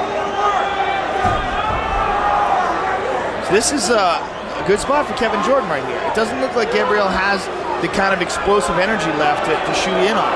Once he gets him to the ground and controls him, then he can take his time and relax and use his technique. But in this particular situation, where Kevin looks pretty well rested, he looks pretty fresh, Gabriel does not, and it looks like Kevin is the better stand-up. No, I'd agree. There's not a whole lot of spring to Gabriel Gonzaga right now. Yeah, Kevin's just definitely avoiding those takedowns, but quite honestly, he doesn't have to do much to do it. Gabriel's takedowns are pretty weak at this point. Let's be honest, there's not a whole lot of spring to either one of these guys right now. No, that's what happens when you're carrying around 250 pounds. Yes, of course.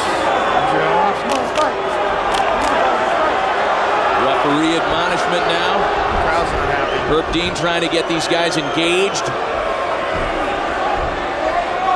Referee Herb Dean knows a little bit about fighting himself. Mixed martial arts veteran. Fought many times. Actually, there's an interesting side note to how much weight Joe Riggs has lost. He actually defeated Herb Dean at heavyweight.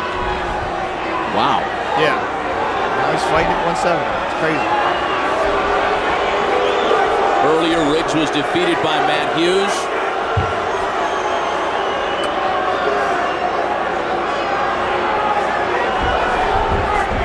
We remind you the action will be a lot faster, a bit more of a furious pace to our middleweight championship bout coming up next.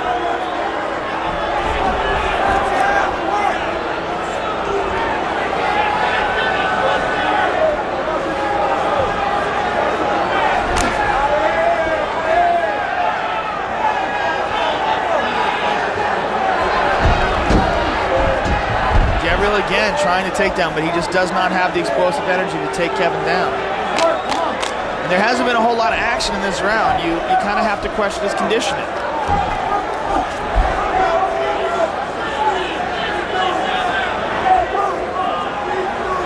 We could actually remind you of a lot of things during the pace of this second round of this fight.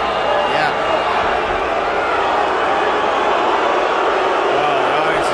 They're all over. Fans are all over.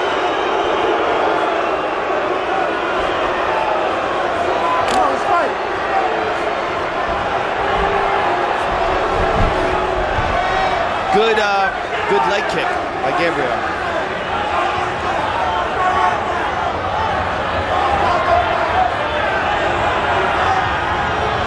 Inside of a minute and a half left in the second of 3 scheduled rounds. People are stomping their hands on the ground. And here we go, an official admonishment. Yeah, I mean, this is the UFC, man. This isn't Gladiator Challenge. You know, one of the dark matches that doesn't even hit the videotapes. This is a big bout.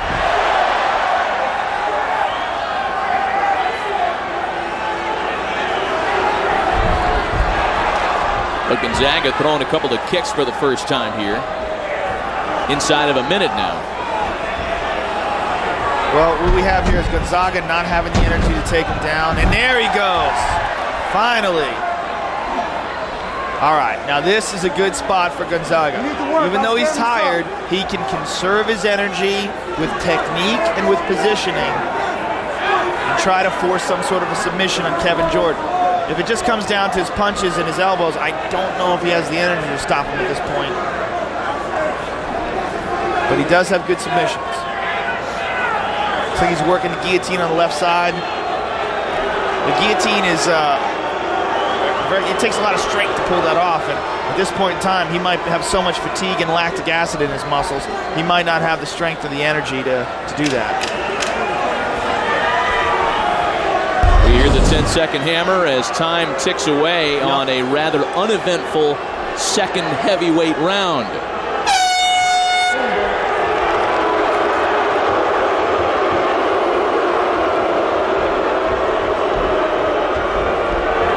Don't like it much. Well, safe to say that the third round, something's going to have to give. And I'm sure Chuck with us thinking the same thing.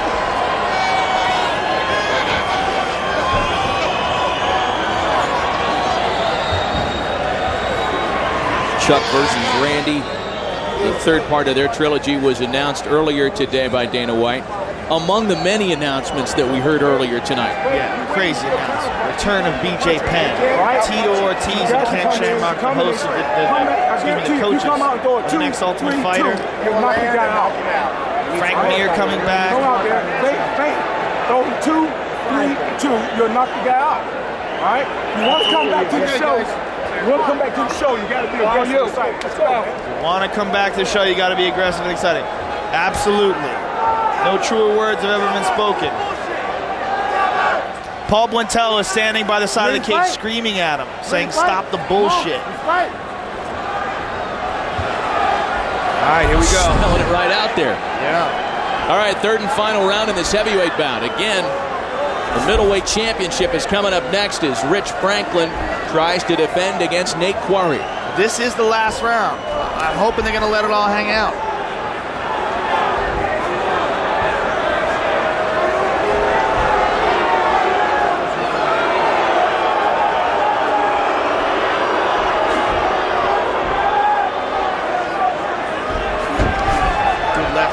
Kevin, and no follow-up. I just don't know if he has the energy to put together a sustained combination. I don't know if the next 4+ minutes expires on this current pace. I don't know that you can even score this fight.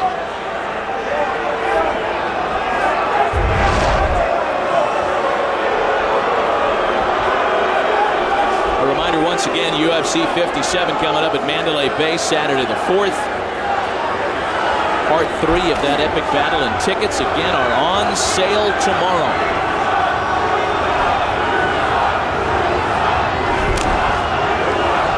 The middleweight championship bout on its way next is a 5-rounder.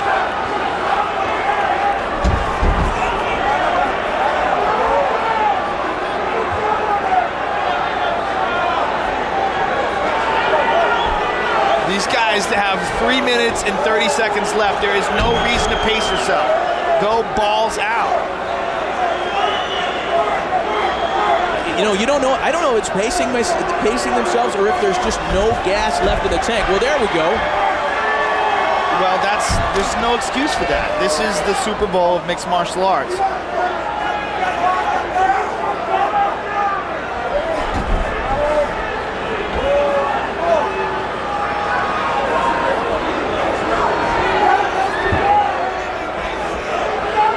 Having been said, we should put the disclaimer on it that this is a hell of a lot harder than it looked.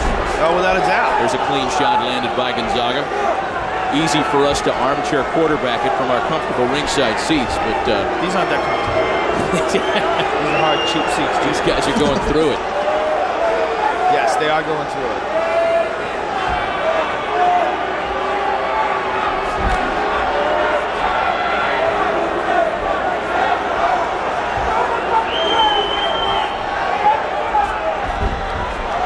Gabriel going for the takedown again. Stuffed by Kevin Jordan. Finally some action. Pouring it on the last few seconds. There we go. If they can sustain this. Keep it up, guys.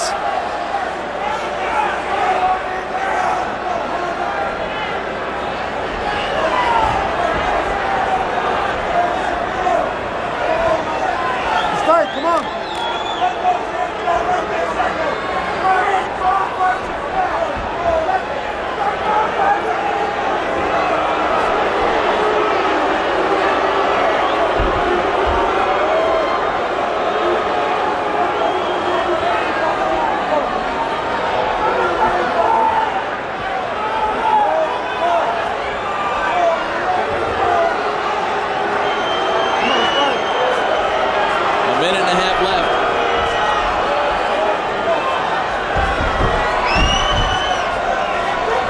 Again, this is going to be a really difficult one to score. It is, and it's almost like you just want to call it a wash. Who was working harder? I don't know if there's an answer to that. I don't know if there's an answer either. I mean, the closest thing I would say is, at least Gabriel came close to controlling the fight at one point in time, but are they saying, what are they saying? Sounds like go home. Yeah, go home? It could be Rolo. Maybe it's a candy craving crowd tonight at the MGM. I think it's go home. The crowd is chanting something. I'm not exactly sure what it is.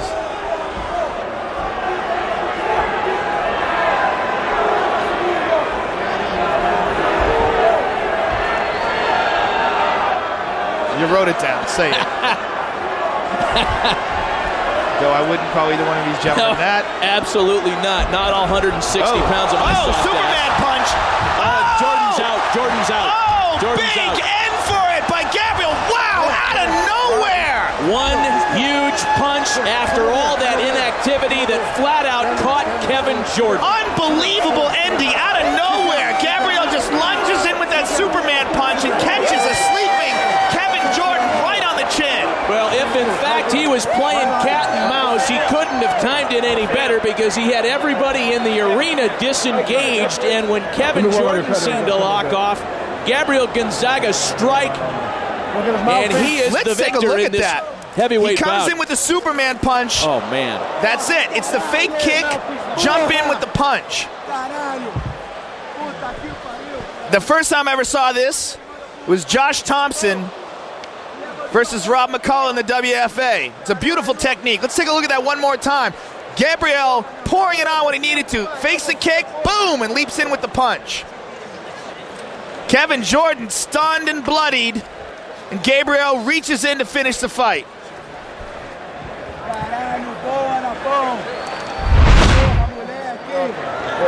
Ronnie Wood loves it, baby.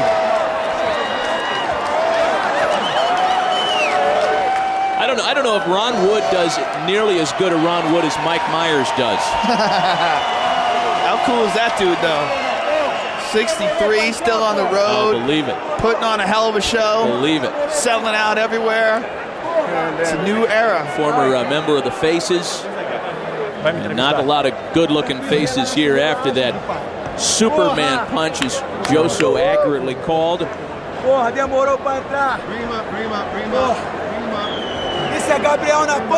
combination of the fist and the elbow finishes things and makes a winner out of Gabriel Gonzaga. For the official word, we go back into the octagon and Bruce Buffer. Ladies and gentlemen, referee Herb Dean has called a stop to this contest at 4 minutes 39 seconds of the third round. For the winner by knockout, Gabriel Napao Gonzaga.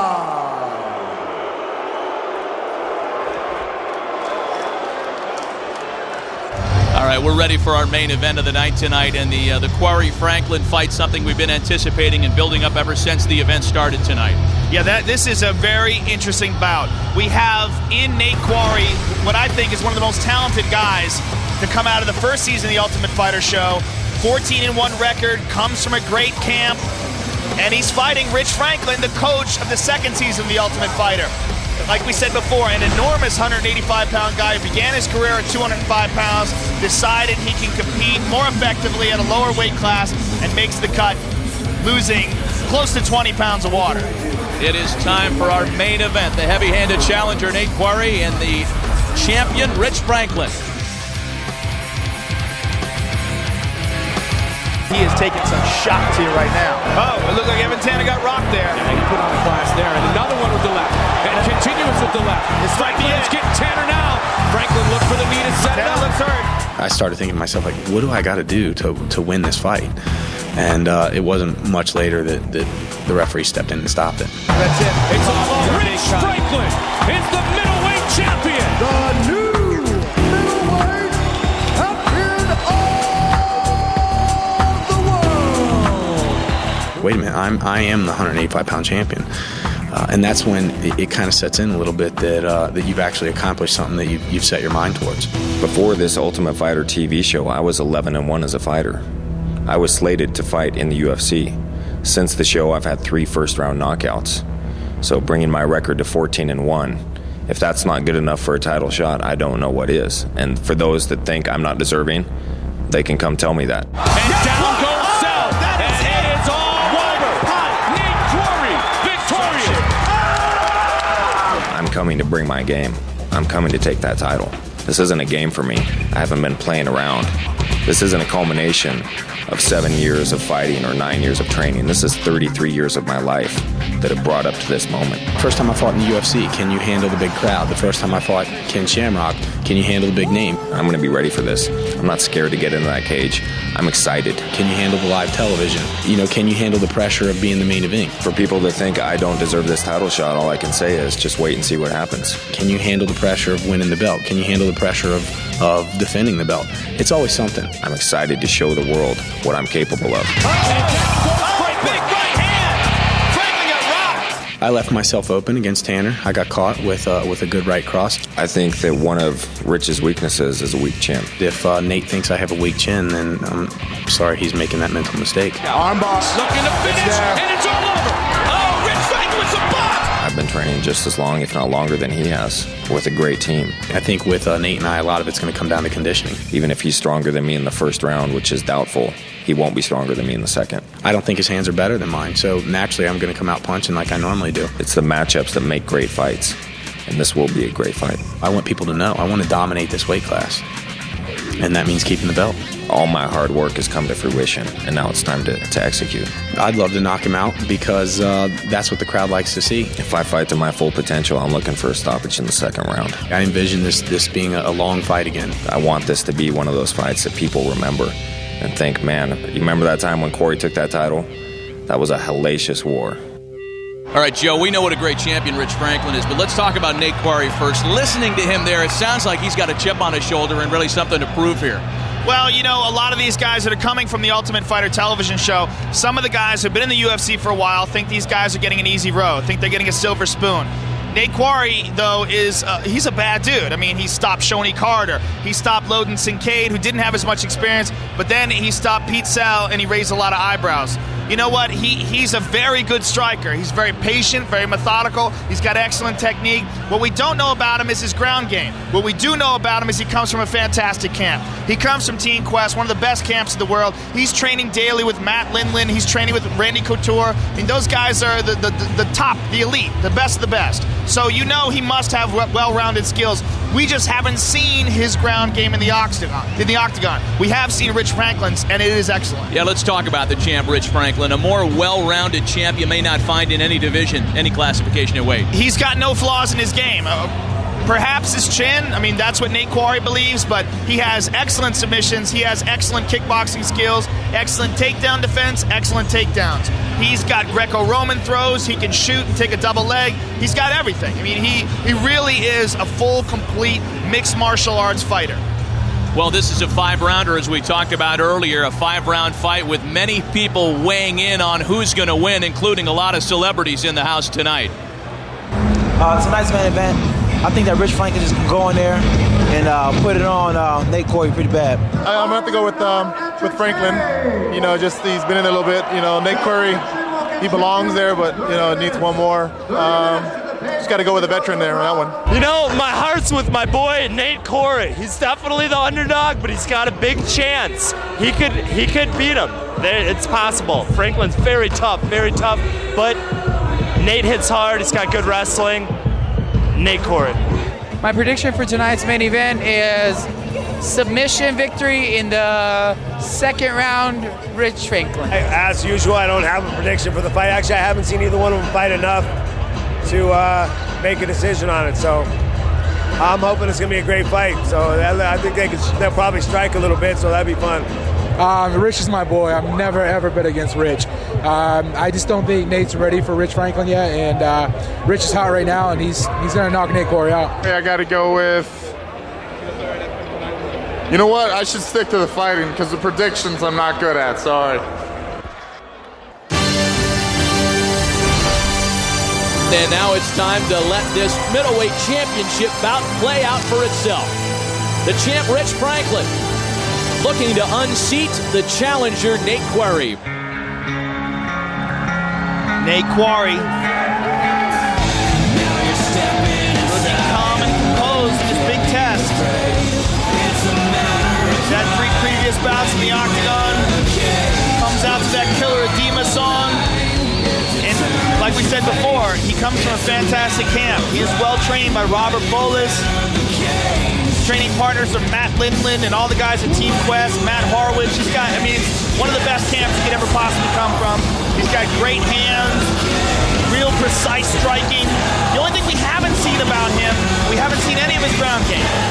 We know he has one, we know he's well-rounded, we just haven't seen it in the octagon yet.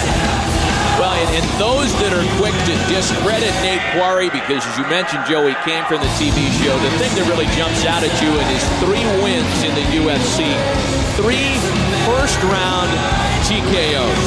He's got heavy hands, absolutely. He is a good striker. He's got heavy hands, and like I said, he's a patient, methodical striker.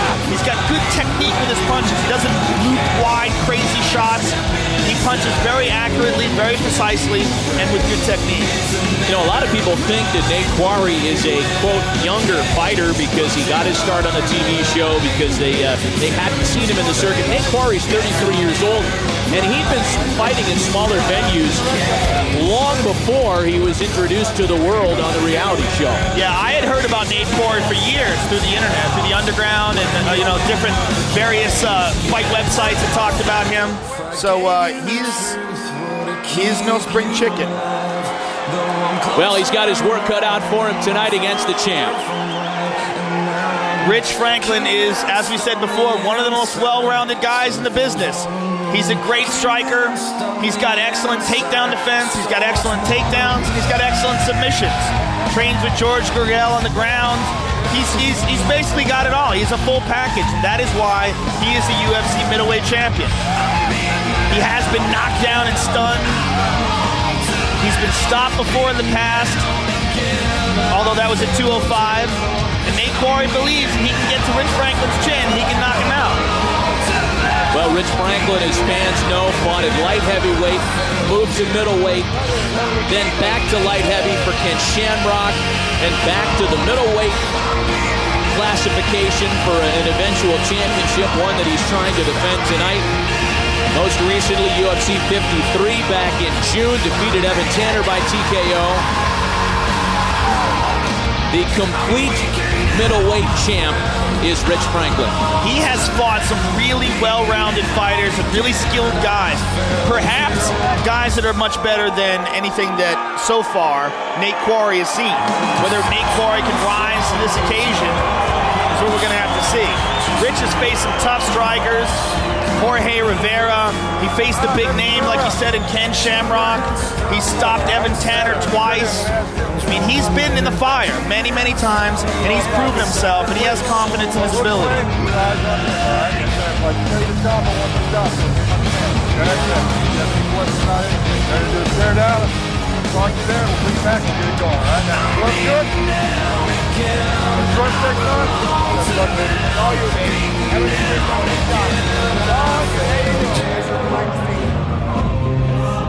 Tail of the tape brought to you by Eon Flux.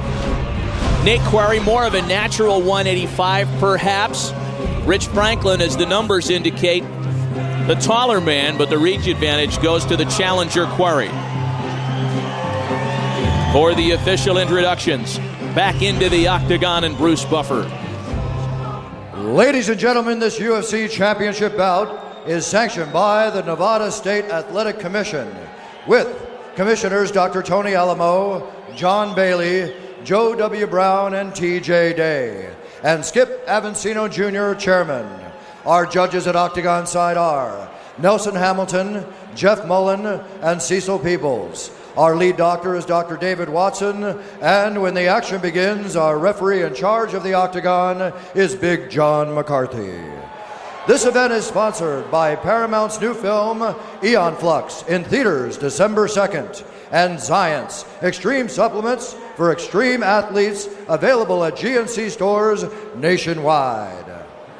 And now, live from the sold-out MGM Grand Garden Arena here in Las Vegas, it's time!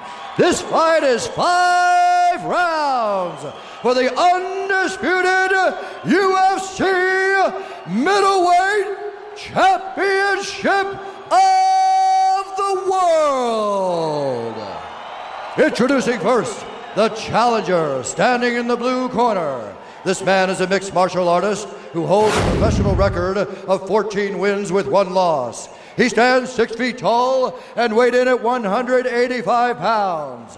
Fighting out of Gresham, Oregon, introducing Nate "The Rock" Quarry. And now introducing the champion, standing in the red corner. This man is a freestyle fighter who holds a mixed martial arts record of 20 wins with 1 loss. He stands 6 feet 1 inch tall and weighed in at 183 1/2 pounds. Fighting out of Cincinnati, Ohio, ladies and gentlemen, please welcome the undisputed UFC middleweight champion of the world, Rich Ace Franklin.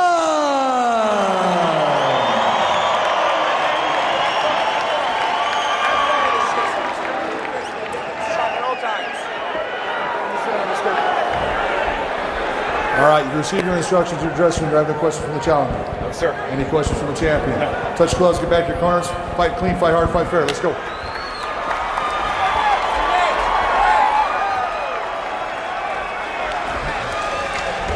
And as loud as it's been all night here at the MGM Grand Arena when the champion Rich Franklin was announced by Bruce Buffer. Again, a 5-round championship Here we go.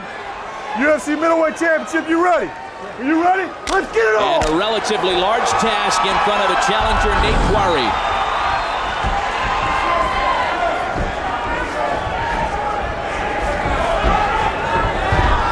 Tonight's clock brought to you by Zions Extreme Supplements for extreme results.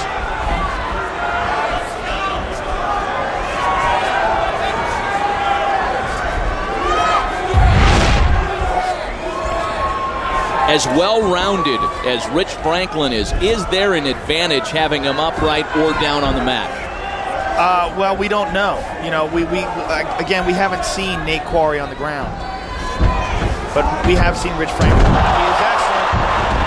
Big knee by Franklin, slip by Quarry. Franklin capitalized on it. But Quarry was fortunate to be able to get back into his feet before Franklin wrapped him up. Big right hand by Franklin. Throwing bombs.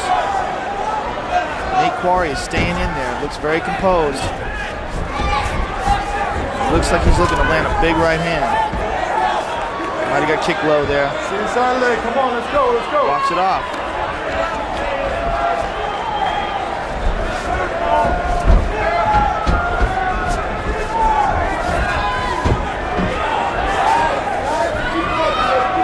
Only one professional MMA loss for each fighter, and a clean left by Franklin. A series landed by Franklin. Nate Quarry got rocked there. Franklin landed some good shots. It looks like Nate is looking for one big punch. It looks like he's looking to counter with a big right hand, and as he's doing that, Rich is throwing combinations and catching him. Again, big left. He got hit right on the eyeball. He is hurt bad. He's stunned and this down. Might be it. Big John almost stopped it. Go. Nate Quarry got rocked there. No, let's go. He's back to his feet. Come on. Well, we heard Rich Franklin talk about when he defeated Evan Chandler what exactly he had to do to stop the fight. And he has got Nathan Quarry more than dazed now. Nate Quarry's nose looks broken. It's bleeding and it looks twisted. He took some shots. First of 5 scheduled rounds, reaching the midway point. Again, on the button. Left and down goes Quarry. Cold. Wow. First round knockout is how Rich Franklin retains his belt. Wow. That was bad. On the button. Wow. Very impressive performance by Rich Franklin. Just took Nate Quarry apart. Wow. Very impressive. Beautiful straight left. Whew. Rich Ace Franklin retains his middleweight championship belt, and he is among those concerned now with his opponent. Let's look at the end of the fight once again, Joe.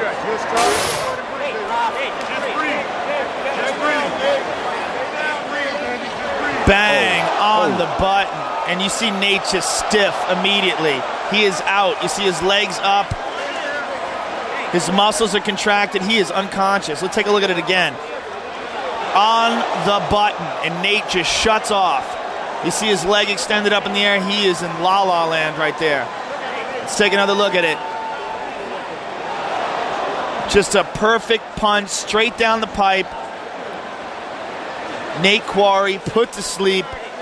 Rich Franklin successful in defending his title once again. Rich Franklin, one of the most talented, badass champions in the history of the UFC.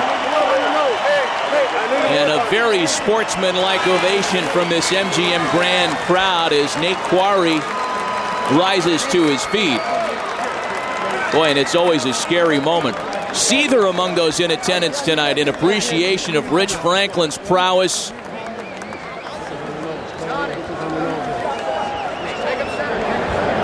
Attending to Nate Quarry. We're trying to get Joe Rogan into the octagon, and wow, what an impressive victory by the champ. Bruce Buffer has the official word. Ladies and gentlemen, we have a winner at 2 minutes, 34 seconds of round number 1. For the winner by knockout, and still the undisputed UFC middleweight champion of the world, Rich Ace Franklin!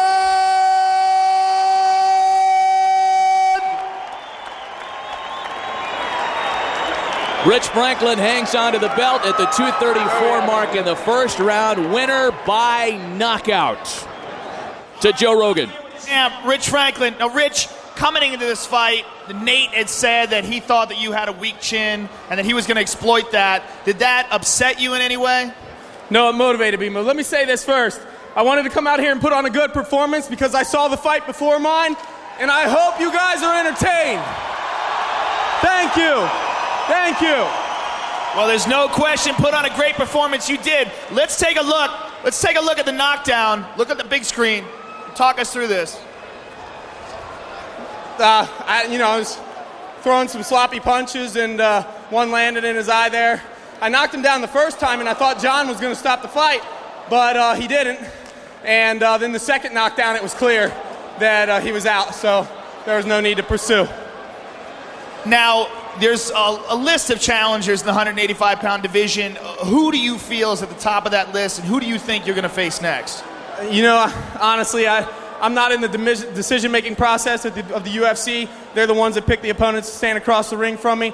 There's a wealth of talent in this weight class, and I respect everybody in it, so whoever's across the ring from me, it's going to be a tough fight. Well, congratulations on another string of excellent performances. I mean, you improve every time you come out. We look forward to seeing you again. Give it up for the champ, Rich Franklin, ladies and gentlemen.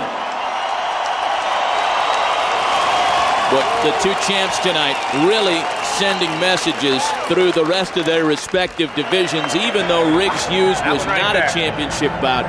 Matt Hughes with a first-round victory in decisive fashion, and even more impressive, perhaps, was the first-round knockout that Rich Franklin scores against Nate Quarry here. Let's go back into the octagon and Joe Rogan. All right, I am here with the challenger, Nate Quarry. Nate, obviously very disappointed. This is a very tough fight for you. Give us your thoughts on it now that it's over. Well, I'm a firm believer in that you see what a man you truly are in defeat, not in victory. So I went out, I fought my best. Rich is a great champion, that's obvious. He won easily, first round knockout. I did my best. I wish the best for Rich. He's a good champion. I'm happy to have been a part of this situation. I'm sprayed with blood. Do you think coming into this fight now, in retrospect, do you think that it was too quick for you? Man, I don't know. You just gotta roll with the dice. You take the opportunities that are presented to you. You take a chance. If you don't, you always wonder, what would have been? What would have happened if I'd have taken that title shot? Now I know. I'll be able to go to my grave and say, I fought for the best title in the world. I'm happy with that. Well, you know what? That is an excellent attitude, and that is why you are an excellent fighter. And we look forward to seeing you recover and come back again better than ever. Thanks, Joe. I appreciate it. Nate Quarry, ladies and gentlemen. I'm not done.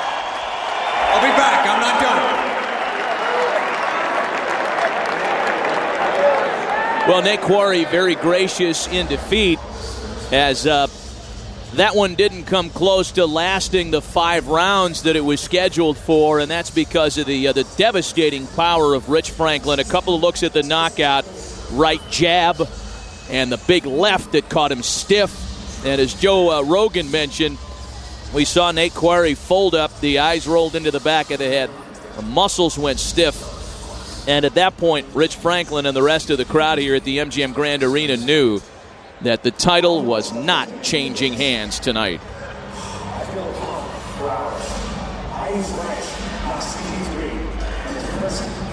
A big-time title defense for Rich Franklin. Tap out of the night goes to none other than our welterweight champion, Matt Hughes. The beautiful Kimura that he secured against Joe Riggs. Isolated the arm, twisted it behind his back. Joe Riggs forced to tap out.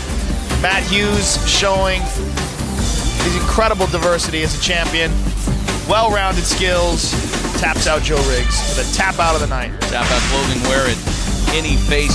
InYaFace.com. Another great night of Ultimate Fighting complete here at the MGM Grand in Las Vegas. And in addition to what we learned about next season on Ultimate Fighter and in the 170-pound division, we saw great action tonight.